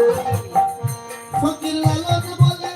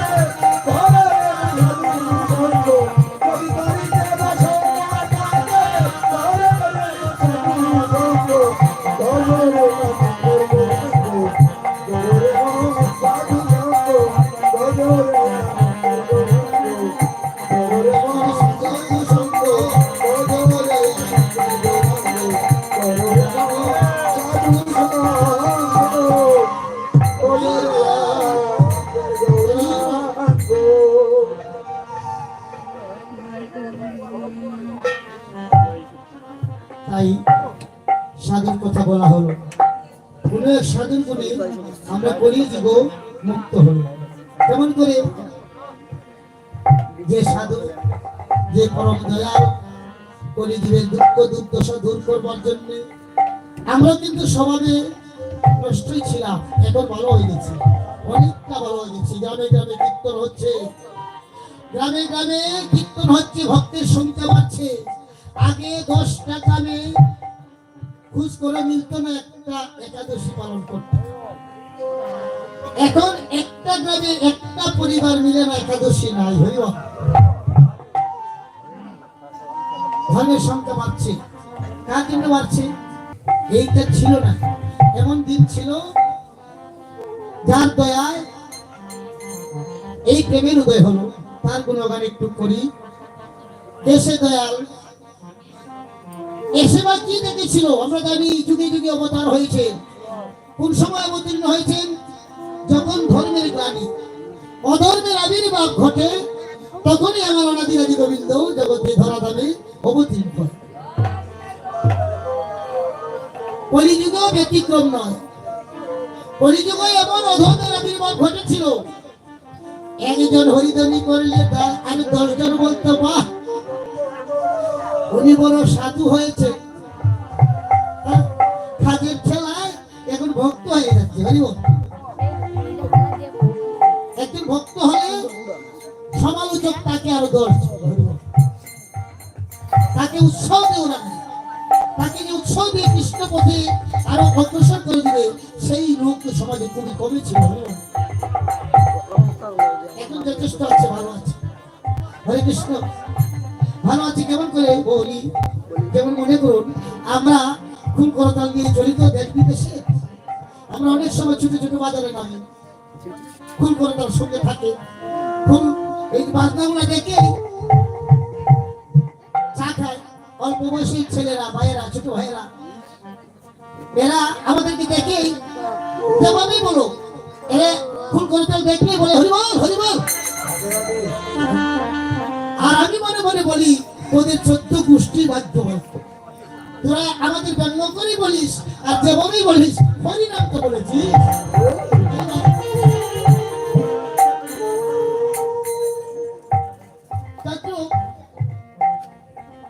এই যে দেখেন, এই অবস্থাটা দূর করার জন্য প্রেমের ঠাকুর তিনি কেমন করে আসছেন? যদি রাষ্ট্রীয় প্রধান কোন এক জায়গায় নামে, আগে কি পাঠায়? এখন তো ডিজিটাল, মানে ডিজিটাল বাংলাদেশ, অনেক যন্ত্রপাতি আছে, বোম বোমা কোথায় ফেলে রেখেছি না। আর ভগবান যুগে যুগে আসছে, ভগবান আগে তাদের পার্শ্বকে পাঠিয়ে দিয়ে আগে এই দেশটা কিরকম চলছে এটা দেখার জন্য ভগবান পাঠিয়ে দেন। তাই কলিযুগে একজন এসেছিল দয়াল, এসে দেখছেন কি এই যে কলিযুগের অবস্থা। কলিযুগের অবস্থা, একজন হরিধনী করলে আরো 10 জন বলে বড় সাধু হয়েছে। এই যে মনের অবস্থা, এই হলে আমাদের সংকীর্ণতা, নিজের ধর্মের উপরে নিজের বিশ্বাস নেই। এবং তা নয়, ধর্ম যে কি, ধর্ম কাহাকে বলে, সেই জিনিসটুকু বোঝার চেষ্টা আমরা করি। আমরা ছিলাম কোথায়? আমি বড়, উনি ছোট, আমি ধনী, উনি গরিব, আমি কুলীন ব্রাহ্মণ, উনি ছোট জাত। এই নিয়ে সর্বদা মগ্ন ছিলাম। এই জন্য আমার প্রভু অদ্বৈত দয়ালকে পাঠিয়ে দিয়েছিলেন, যার জন্মের প্রায় 39 বছর পূর্বে এসে কি দেখেন,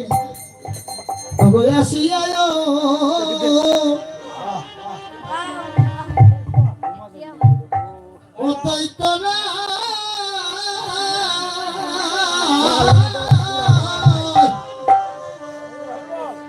সম্মুখে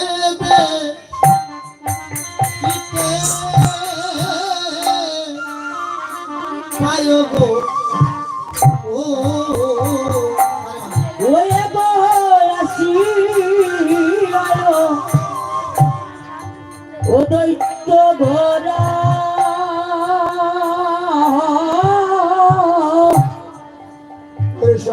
উঠে দেখিতে দেখিতে দেখতে পায় রে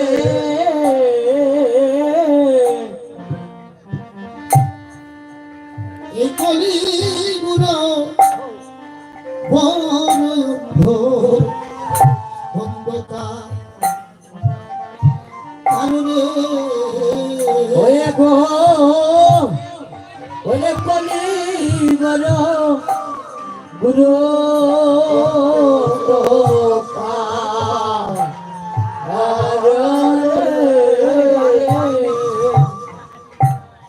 হায়রে জীবে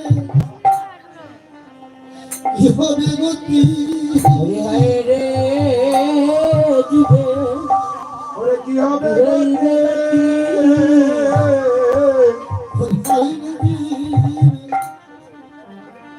কি হবে গতি হায় রে জীবের ওরে কি হবে গতি ওরে হরে নামে জীবে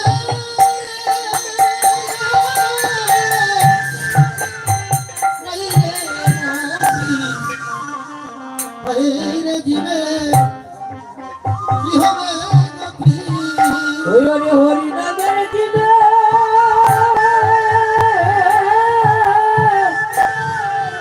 কি হবে গতি ওরে হায়রে রে দিবে ওরে কি হবে গতি হরিনামে মতি নাই কতইতে ভাবছে হায় হায় এই কলিজীবের যে অবস্থা কলিজীবে যদি এই অবস্থায় দিন চলে যায় তাহলে যে নাম পূর্ণ হবে না নামের প্রেমে কলিজি নামের রস পাবে না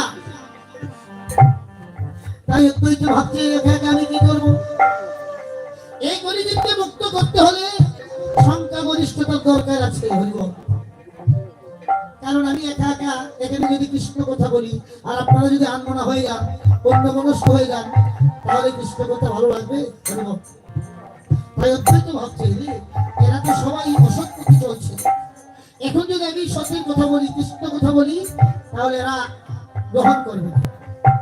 সংখ্যা গরিষ্ঠতা নয় তাই অদ্বৈত ভাবছেন এটাই আমি কি করিব আগত সরবা কোথায় পাবে ওরে একা আমি ওরে কি করিব ওরে দিশরা ওরে কোথায় পাবো ওই আমার সিয়াতই ভাবিয়া আর সিও দইত বাবি ভাবিয়া রাখো অত্যন্ত ভাবতে হাই একা একা আমি কেমন করে এই জীবকে প্রেম পূর্ণ করবো তাই অত্যন্ত বাসনা পূরণ করিতে কি করিলেন আরেকজনকে পাঠিয়ে দিলেন কে সেই দয়াল যে নামাচার্য যিনি ছিলেন চৈতন্য ব্রহ্মা সেই ব্রহ্মাকে কলিযুগে নাম রস পাওয়ার জন্য ব্রহ্মা আসলেন অভিশপ্ত হইয়া এই কাহিনী বললে আরো চলে যাবে সময় তাই আমি সংক্ষিপ্ত ভাবে শুধু শুধু মেইন পয়েন্টগুলো আমি আপনাদের সম্মুখে বর্ণনা করছি অপরাধ ক্ষমা করে দিবেন তাই চৈতন্য ব্রহ্মা আসলেন হরিদাস হয়ে। সে এই হরিদাসের জন্ম বৃত্তান্ত নিয়ে অনেক গ্রন্থে অনেক রকমের কথাই বলেছে কোন কোন গ্রন্থে বলেছেন হরিদাস ব্রাহ্মণের সন্তান কোন কোন গ্রন্থে বলছেন হরিদাস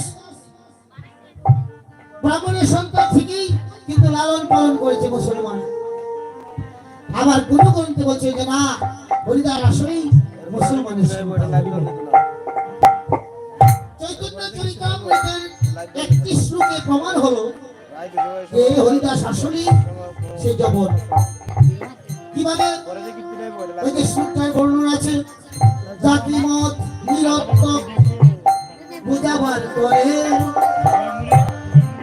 আর হরিদাস জন্ম নিলে যবনের ঘরে।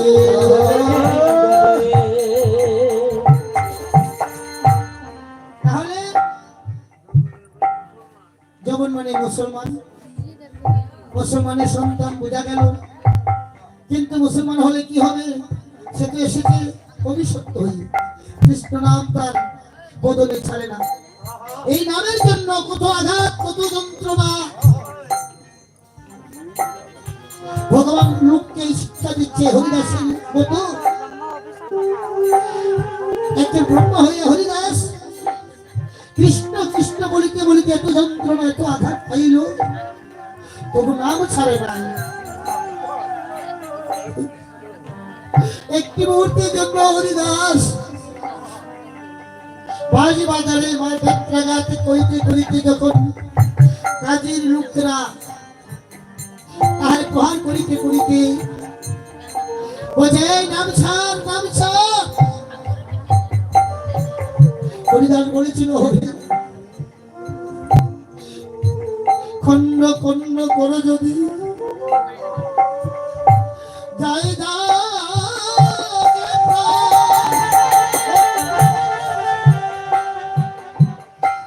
একবার না ছাড়িব বদনে মধুমাখা এই কৃষ্ণ।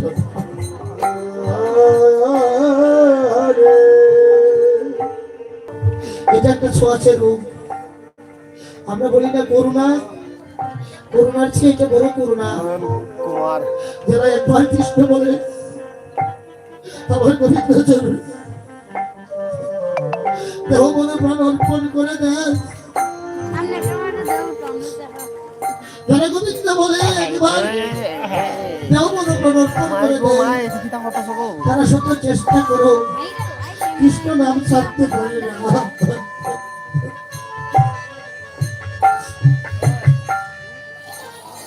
কৃষ্ণ নাম ইচ্ছা করলে ছাড়া যায় না। এটা ছোঁয়াচে রোগ। যেমন আপনারা এসেছেন, এটা ধর্মের একটা অঙ্গ। যারা কৃষ্ণ নামে মুক্ত হয়ে এসেছেন, এমনি করে রাত জাগরণ করছে, এটা একটা বড় ছোঁয়াচে রোগ। ইচ্ছা করলেই আপনি বাড়িতে গিয়ে ঘুমে থাকতে পারবেন না, মনে শান্তি পাবেন না।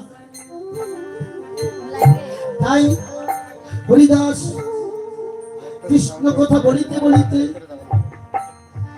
যখন প্রহার করছে, বলছে রে প্রহরীরা, তুই আমাকে মারিস না, আর কত আঘাত করবে, তোদেরকে বাঁচানোর জন্য আমি একটা পথ করছি।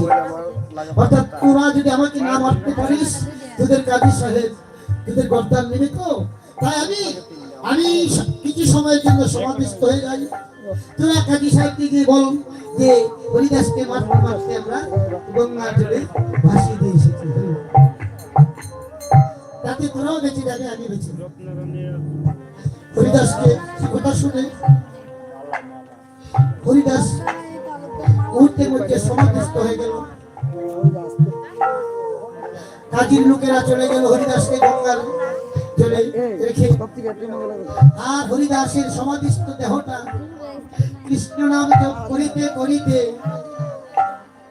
যেখানে অদ্বৈত প্রভু আরাধনা করছেন, সেই শান্তিপুরের সরোধনী গঙ্গার ঘাটে ভক্তলায়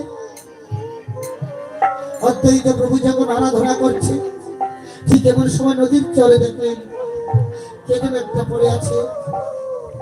কাছে গিয়ে দেখলেন ভক্তকে চিনতে পারে বাবা। প্রথমে দেখলেন দূর থেকে দেখছে তার কণ্ঠ থেকে একটা আওয়াজ বের হচ্ছে।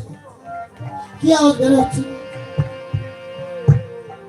আওয়াজটা হচ্ছে কৃষ্ণ কৃষ্ণ কৃষ্ণ।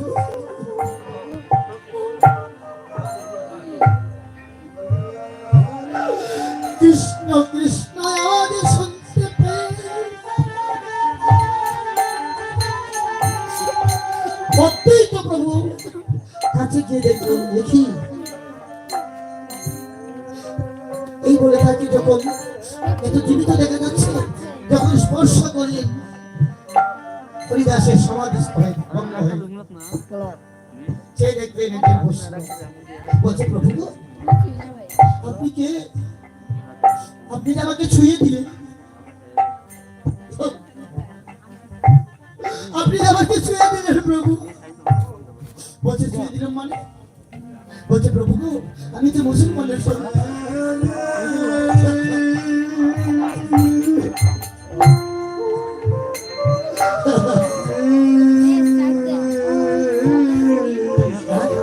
তুমি মুসলমানের সন্তান, কিন্তু তোমার মুখে যে কৃষ্ণ নাম শুনতে পাচ্ছি।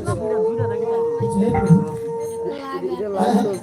আমি মুসলমানের সন্তান, নাম আমার হারেস। হারেস, তোমার শরীরে তো আঘাত দেখতে পাচ্ছি। বলছে হ্যাঁ প্রভু, আমি কৃষ্ণ নাম নেই বলে, আমি কৃষ্ণ কৃষ্ণ বলি বলে আমাকে আঘাতে আঘাতে জর্জরিত করেছে প্রভু। কিন্তু আমি কিন্তু নাম ছাড়িনি, আমি নাম ছাড়িনি প্রভু। বুঝো, তার মানে তুমি নামের জন্য, কৃষ্ণ নামের জন্য এত আঘাত পাইনি। আর তুমি বলছো তোমার নাম হারেস? না না, যে নামের জন্য তুমি এত আঘাত এত যন্ত্রণা সহ্য করেছ, তোমার নাম হারেস হবে কেন? তোমার আজ থেকে নাম হলো হরিদাস।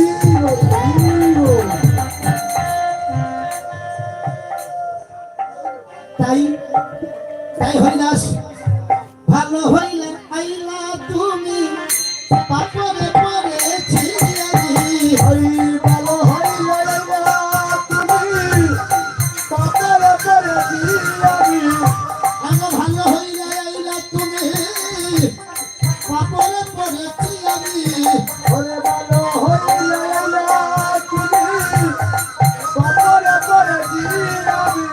আমার প্রভুকে নিত করো সুন্দর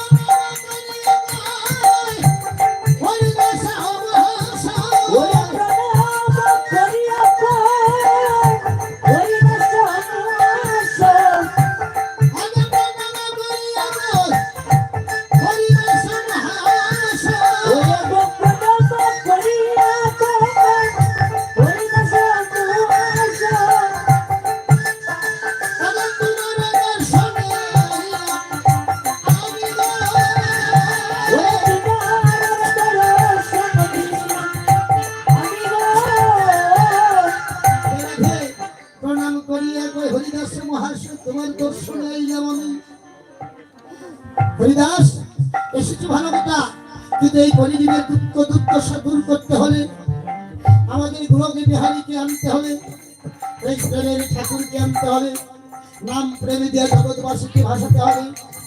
কি করে আনা যায়? বলছে প্রভু, আপনি তো জানেন যারা এই জগতে কাঙ্গাল, যাদের কোনো কিছু নাই, তারা যদি গোবিন্দকে একটি তুলসী পত্র দিয়া প্রতিদিন নয়নের জলে প্রাণী গোবিন্দকে আহ্বান করে, তাহলে আমাদের অনাদি আদি গোবিন্দ সেই ভক্তের তুলসী পত্রের দ্বারা সেই ভক্তের কাছে বিক্রি হয়ে যায়। তাই বলছি প্রভু গো, আমার তুলসী মন বলিদান তার সহ গঙ্গার জল।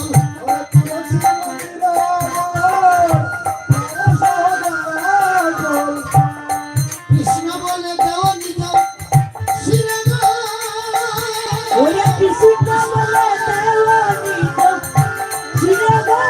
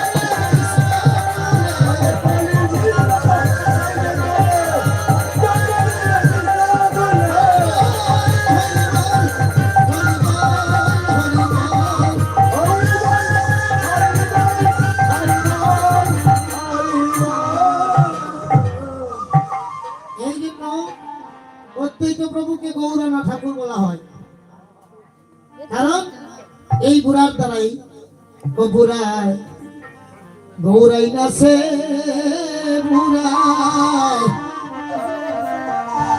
নিতাই নাচে, বুড়ায় গোটাই না সে বুড়াই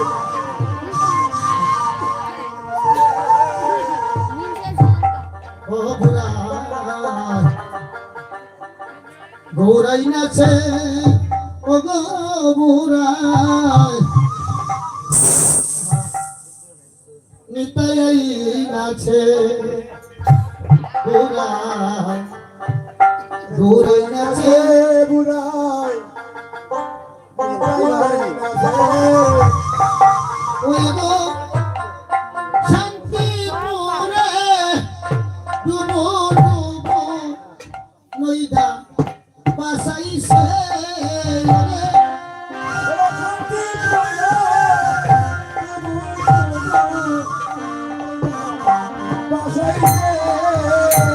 ওরে শান্তিপুরে ডুবো ডুবো নইদা বাসাইছে রে।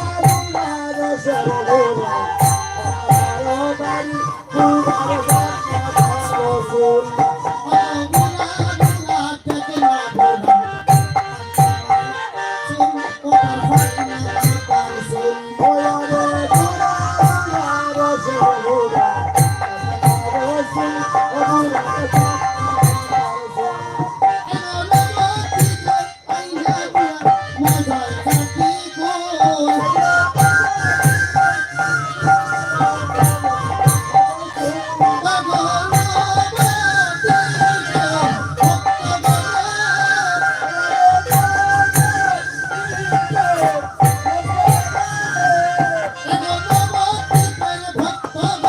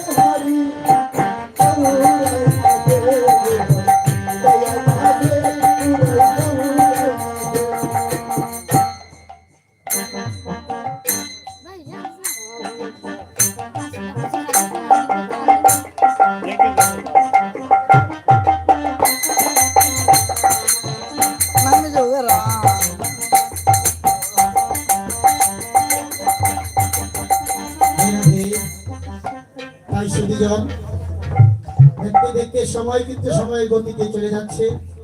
হরে কৃষ্ণ। তাই আমরা সমস্ত কিছু পরিবেশন করলাম। এবার আমাদের কলিযুগের ভগবানের জন্ম কথা বলবো। আমরা দেখেছি এই যে আগে বাবা বলেছে, এখনো আমাদের এই যে ইয়েটা দূরে যায়নি, এখনো প্রসিদ্ধ ভক্তিটা এখনো উদয় হয়নি, একটু একটু আসছে আসছে। যেমন মনে করুন আমরা কৃষ্ণের জন্মাষ্টমী ধুমধাম করে পালন করি, করি না? কিন্তু কলিযুগের ভগবান বহু সুন্দর, যিনি আমাদের জন্য এত কিছু করেছেন, ওনার জন্ম তিথিটা হয়তো অনেক ভক্তরা ভালো করে জানেন না, তাই না? তিনি জন্মগ্রহণ করেছিলেন নবদ্বীপে ভাগ্যবতী সতীমায়ের গর্ভে। তাই এই যে বললাম, জন্ম নিলেন প্রভু মিশ্র কুলে, কলির জিত উদ্ধার করিবার তরে, কলি পাবন অবতার গৌর সুন্দর আমার। জন্ম নিলেন মিশ্র কুলে। মিশ্র বলতে ব্রাহ্মণদের মধ্যে একটা উপাধি আছে, কেউ দেয় চক্রবর্তী, কেউ দেয় অধিকারী, কেউ দেয় ভট্টাচার্য। হ্যাঁ, মহাপ্রভু বংশধর, তাদের একটা টাইটেল হয়েছে মিশ্র। যেমন উপেন্দ্র মিশ্র জগন্নাথ মিশ্রের পিতা, তার ছেলে পিতা উপেন্দ্র মিশ্র, জগন্নাথ মিশ্র। কলিযুগে আমার মহাপ্রভু জন্মগ্রহণ করার পরে তিনি সন্ন্যাস নেওয়ার পরে তিনি হয়ে গেলেন শ্রী শ্রী চৈতন্য গৌরাঙ্গ মহাপ্রভু। এর আগে আমার ভাগ্যবতী মা সতীরানীর গর্ভে যখন জন্ম নিয়েছিল, গর্ভ থেকেই ভগবানের অলৌকিক লীলা দর্শন করা। যেমন অনাদিরাদি গোবিন্দ কৃষ্ণরূপে যখন ভগবান জন্ম নিয়েছিল কংসের কারাগারে, জন্ম নেওয়ার সঙ্গে সঙ্গে অলৌকিক শক্তি দেখিয়েছিল। অর্থাৎ ছোট হয়ে জন্ম নিয়েছিল না তো, শঙ্খ চক্র গদা পদ্মধারী হইয়া সেই অন্ধকার কারাকক্ষকে আলোকিত করিয়া ভগবান এসেছিল। সেদিন দৈবকী এবং পিতা বসুদেব ভগবানের এই রূপ দেখে বলছে, হে ভগবান, তুমি যদি এই রূপে ধরাধামে দেখা দাও তাহলে তো তুমি ধরা পড়ে যাবে, তুমি ভগবান, তুমি ছুটে হও। হ্যাঁ, এরা সমাজ যেমন তোমার ভক্ত নয়, ওদের বাসনাবতী। গোবিন্দ আবার বলছে, হ্যাঁ তোমরা বলছো ছোট হবো, ঠিক আছে আমি ছোট হই না। ছোট হইয়া হুয়া হুয়া করে কাঁদছেন। আবার বলছে, প্রভু তুমি আমার সন্তান হয়ে এসেছো, তোমার তো চারটে হাত, চারটে হাত তো এই মানবে হয় না, তাই যদি তুমি সন্তান হয়ে থাকতে হয় তোমার দুইটা হাত বর্জন করো। হরিবল। তাই দুইটা হাত বর্জন করিয়া দুই হাতে আমার নন্দ মহারাজের ঘরে লালন পালন করে অনাদিরাদি গোবিন্দ কৃষ্ণ বৃন্দাবনে 12টি বৎসর লীলা করেছিল। যাই হোক, তদ্রূপ আমার কলিযুগের ভগবান এসেছে মায়ের গর্ভে, গর্ভের আমার সঙ্গে সঙ্গে অলৌকিক লীলা। কি লীলা? আমরা জানি ভগবান যে কোনো মায়ের গর্ভে সন্তান প্রসব হয় 10 মাস 10 দিনে, কিন্তু প্রভু আমার 13 মাস 10 দিনে জন্মগ্রহণ করেছিল। হরিবল। 13 মাস 10 দিন, কারণ প্রথম ছিল তারা ঢাকা দক্ষিণ মহাপ্রভুর পৈতৃক বাড়িতে।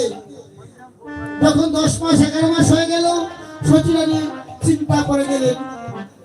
সেই সতীরানীকে স্বপ্ন দেখালেন যে মাগো, আমি তোমার গর্ভে আসছি, যদি তুমি আমাকে পুত্র রূপে পেতে হয় আমাকে নিয়ে চলো, আমাকে নিয়ে চলো নবদ্বীপ ধামে। ওই নবদ্বীপ ধামে যাওয়ার পরে 13 মাস 10 দিন যখন পূর্ণ হলো, সেই দিনের তিথিটা ছিল ফাল্গুনের পূর্ণিমা তিথি। একটা গান গাই, জয় জয় কলরব। এই গানের অর্থটা কি? জয় জয় কলরব কেন হচ্ছিল? এরা কি জানতো যে ভগবান জন্ম নিচ্ছে? না, আসলে সেদিন ছিল চন্দ্রগ্রহণ। গ্রহণের সময় অনুযায়ী নবদ্বীপের ভক্তরা হরিনামের জয়ধ্বনি করছিল। এই জয়ধ্বনির মধ্যেই কলি পাবন অবতার গৌর সুন্দর যা জনিমতে জন্ম নিয়েছিল বিদায় পদে বলছে জয় জয়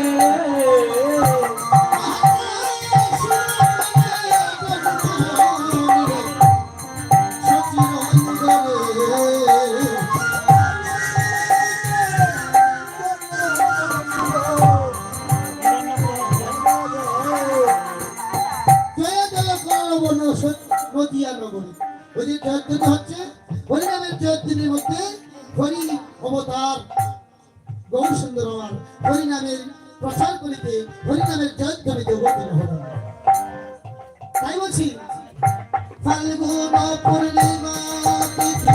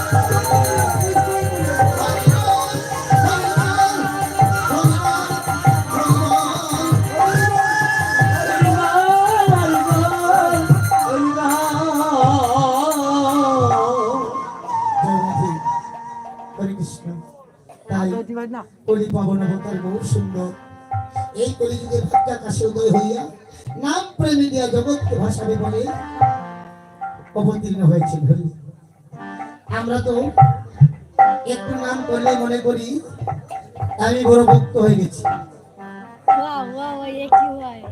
আমি একটু তিলক ধারণ করলে মনে করি আমি বড় ভক্ত হয়ে গেছি হরে কৃষ্ণ যে অনাদিরাদি গোবিন্দ তিনি স্বয়ং গৌর হইয়া রামানন্দ মুখ থেকে রায় রামানন্দকে পরম ভক্ত লাগিয়া তার মুখ থেকে কৃষ্ণ কথা শ্রবণ করিতে হইল এই যে রামানন্দ একজন ভক্তের শিরোমণি ছিল সেই ভক্তের কাছে গিয়ে কৃষ্ণ কথা স্মরণ করত এই যে প্রভু কহে পরশ্লোক সাত্যের অভিমান এই যে কৃষ্ণ নামে বর্ণনাটা শুনে রামানন্দকে প্রভুকে বলছে রামানন্দ আমি তোমার কাছে এসেছি কৃষ্ণ কথা শুনতে পরশ্লোক সাধ্যের নির্ণয় আর রায় কহে স্বধর্ম আচরণে কৃষ্ণ ভক্তি হয় তাই একটু আলোচনা করে আপনাদের কাছ থেকে বিদায় নিয়ে চলে যাব যদি আপনার কৃপা হয় তাহলে হয়তো এই জন্মে দেখা হতেও পারে, নাও হতে পারে। আমি রামানন্দের ব্যাখ্যাটা নিয়ে একটু আলোচনা করছি। বলছি কি, পরশ্লোক সাধ্যের নির্ণয়, মানে কোনটা কোন পথে করলে, কোন পথে নিলে, কোন পথটা নিলে সরাসরি ভগবানের কাছে যাওয়া যায়।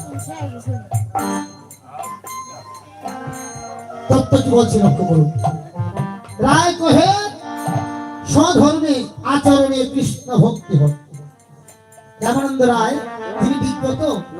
প্রভু প্রশ্ন করেছেন পরশ্লোক সাধ্যের নির্ণয়, সাধন পথে, কোন সাধন পথে সরাসরি ভগবানের শ্রীপদে পাওয়া যায়। আর রামানন্দ ভক্ত ইনি কোন স্তরের ভক্ত আমি তো ঠিক জানি না, তাই শুরু থেকেই উত্তর দিচ্ছি। যেমন ঠিক ছাত্রের কাছে ঠিক উত্তর পাওয়া যায়, বোঝা যাবে সে লেখাপড়া করেছে। হয়তো লেখাপড়া করে আপনি চাকরি পেতেও পারেন, নাও পেতে পারেন। আপনি নিজেকে সান্ত্বনা দিতে পারবেন যে আমি অন্তত পড়েছি, আমি ভুল করিনি, আমি লেখাপড়াটা করেছি। তত্র পরশ্লোক সাধ্যের নির্ণয়, রায় কহে স্বধর্ম আচরণে কৃষ্ণ ভক্তি হয়। এটার অর্থ কি জানেন? স্বধর্ম, এই যে আপনারা কীর্তন শ্রবণ করতে এসেছেন, এটা আমাদের ধর্ম। এই ধর্মটা যদি আপনারা রক্ষা না করেন তাহলে কৃষ্ণ ভক্তি উদয় হবে না। এসেছেন, এটা স্বধর্মের একটা অঙ্গ মাত্র। আমাদের কর্তব্য, এখানে একটা ধর্মীয় অনুষ্ঠান হচ্ছে, ভাগবত আলোচনা হচ্ছে, কীর্তন হচ্ছে, গীতা পাঠ হচ্ছে, সাধু সঙ্গ হচ্ছে, বৈষ্ণব সভা হচ্ছে। আমাদের কর্তব্য সেখানে আমাদের স্বধর্ম আচরণের করে এখানে উপস্থিত থাকা দরকার। কিন্তু রামানন্দের প্রশ্নের উত্তরে প্রভু বলছে কি, যে রামানন্দ, আমি তো তোমাকে বলছি যে ডাইরেক্ট ভগবানের কৃপা পাওয়া। তুমি বলছো সাধন ভক্তি, আর আমি বলছি সাধ্য ভক্তি। যেমন এটা সাধনের একটা অঙ্গ, কীর্তন শ্রবণ করা, স্মরণ করা, দর্শন করা, এগুলো একটা সাধনের অঙ্গ। আর আমি বলছি সাধ্য ভক্তি। সাধ্য ভক্তি কোনটা? মানে ডাইরেক্ট সরাসরি যে ভক্তিটা পাইলে, যে ভক্তিটা লাভ করতে পারলে সরাসরি ভগবানের সান্নিধ্য লাভ করা যায়। রামানন্দ রায় কহে, প্রভু যদি আপনি সবকিছু জানেন তবু আমার মুখ দিয়ে বলাচ্ছেন, আপনি আনন্দ পাচ্ছেন, ঠিক আছে প্রভু। প্রভু কহে পরশুক এও বাজ্য, এই রামানন্দ এও বাজ্য আগে কহন। রায় কহে প্রেম ভক্তি সর্বসিদ্ধ সাধ। আমি সংক্ষিপ্ত করেছি, বলছি অনেক ধরনের ভক্তি কথা বলছি, লাস্টে বলছে প্রেম ভক্তি সর্বসিদ্ধ সাধ। প্রেম ভক্তি, প্রেমটা কি? এটা কি প্রেম? প্রেম ভক্তি সর্বসিদ্ধ সাধ। যে ভক্তি করলে গোবিন্দের কৃপা পাওয়া যায়। প্রেম ভক্তিটা কি? লক্ষ্য করুন, যে প্রেম থাকলে ভগবানকে ভালোবাসা যায়। তাই ভগবান মীরা ভজনের মধ্যে একটা গান আছে, সাধন করনা চাই রে মনুয়া, ভজন করনা চাই, সাধন করনা চাই রে মনুয়া, ভজন করনা চাই, সাধন করনা চাই রে মনুয়া, ভজন করনা চাই, সাধন করনা চাই রে মনুয়া,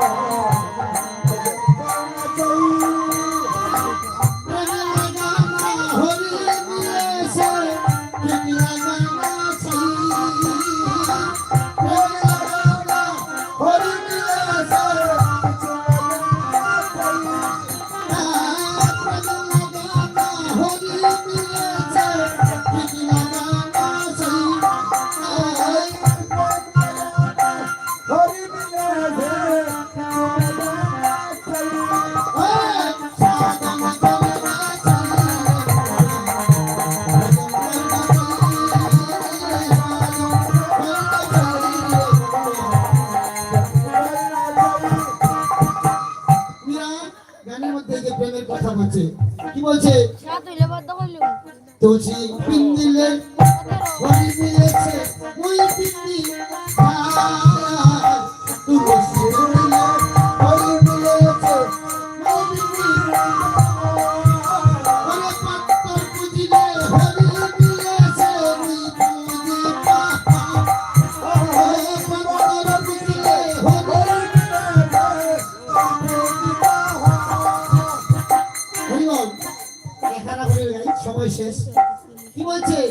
তুলসী পিন্দিলে তুলসী পড়লে যদি কৃষ্ণ পাওয়া যাইত হরি মিলত তাহলে তুলসী গাছে যার পড়ে থাকতাম হরি। কথাটা মনে কষ্ট নেবেন না, এতে মনে ভাববেন না যে তুলসী মালা শিরে ফেলে দিবেন, না না, ভুল করবেন না। তুলসী হয়েছে কৃষ্ণ প্রিয়সী। এই প্রিয়সীকে যদি কণ্ঠে ধারণ করে রাখেন কোনো না কোনো দিন একদিন না একদিন প্রিয়তমা আপনাকে কৃপা করতে আসবেই আসবে। মীরার গানের মধ্যে একটা গোপন তত্ত্ব আছে, গানের লাস্টে আমি বলবো, শোনেন। কি বলছে? তুলসী করিলে যদি হরি পাওয়া যেত আমি তুলসী গাছের ধার করতাম, আর পাত্তর পূজা করলে যদি হরি পাওয়া যেত পাত্তরের পূজা মানে পাহাড় পূজা করতাম। পাত্তরে পাহাড় আছে না? হ্যাঁ। আর কি বলছে? নাহিতে হরি মিলে তো জড়জন্ত নাহিতে হরি মিলে তো ওগো ফল মূল খাওয়াতে হরি মিলে বন্দর বাঁধিয়া ওই ফল মূল খাওয়াতে হরি মিলে বন্দর বাঁধিয়া সাধন করতে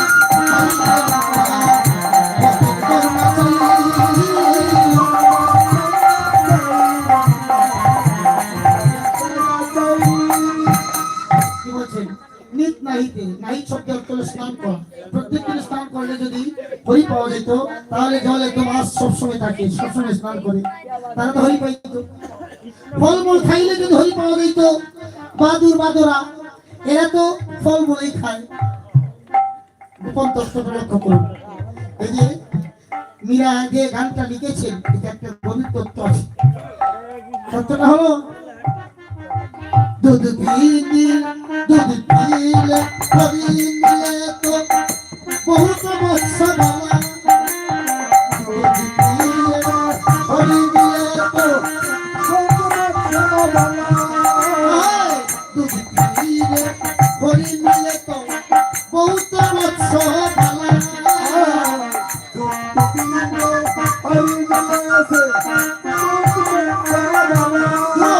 মানে দুধ খাইলে যদি হরি পাওয়া যেত তাহলে তো গরুর বাছুর এরা সবসময় দুধই খায়, এরা তো আগে হরি পাইতো। এখন মীরা কি বলছে লক্ষ্য করুন। মানে ওই যে প্রেমটা ভক্তিটা হচ্ছে প্রেমটা হচ্ছে এক নম্বর।